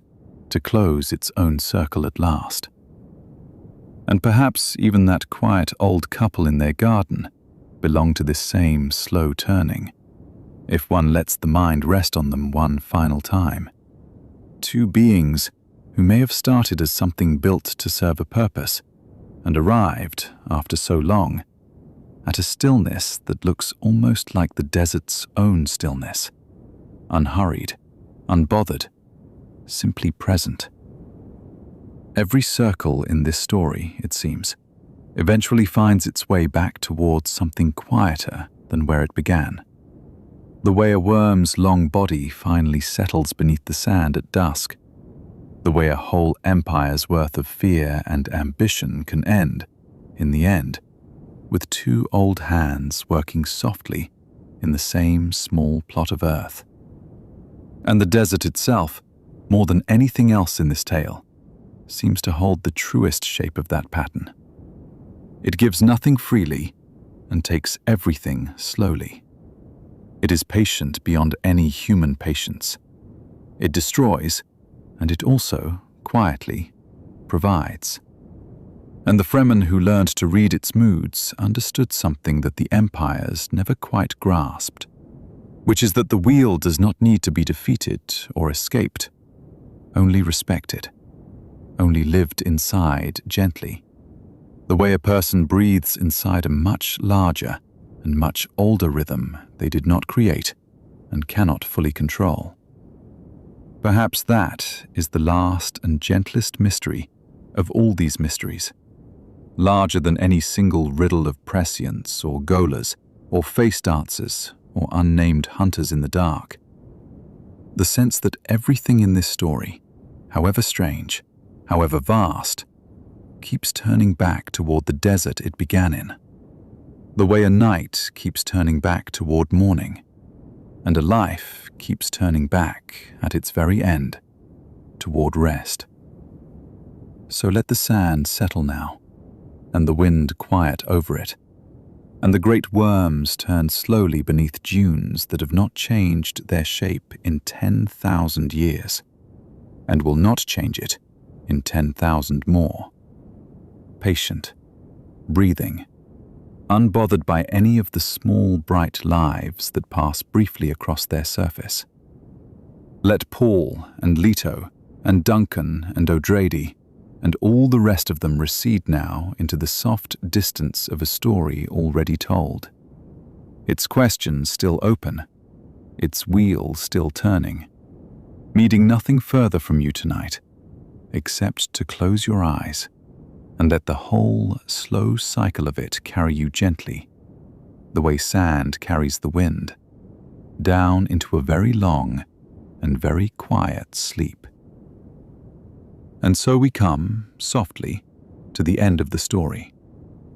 Tonight we turned over one strange riddle after another. The true nature of prescience, what the spice really is, and where the sandworms came from. We wondered at the secret aim of the sisterhood, at why the thinking machines were banned, at the long making of the Kwisatz Haderach, and at the faces that are not faces. We asked about the dead who are reborn, about what Leto saw on his golden path, about the tanks of the tleilaxu and the way the guild folds space. We wondered at the water of life and its terrible change, the child born already old, the ships that vanish from sight, and the reason a man would choose to become a worm. We looked toward the return from the far dark, the endless lives of Duncan, Idaho, the question Herbert never answered, the old couple waiting at the edge of the story, and at the last, the great, slow cycle of the desert that turns on and on. There is nothing left now that you must solve. Let each of those old questions sink away from you, down through still and silent sand, growing fainter and fainter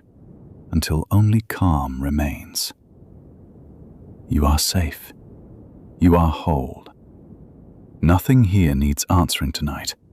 and nothing asks anything of you. Let your breathing slow, and let the last of the day dissolve like heat shimmer over an evening dune. Good night. If this story carried you toward rest, stay with us, and let a gentle subscribe keep them coming. There are many more long, slow tales waiting for the nights ahead.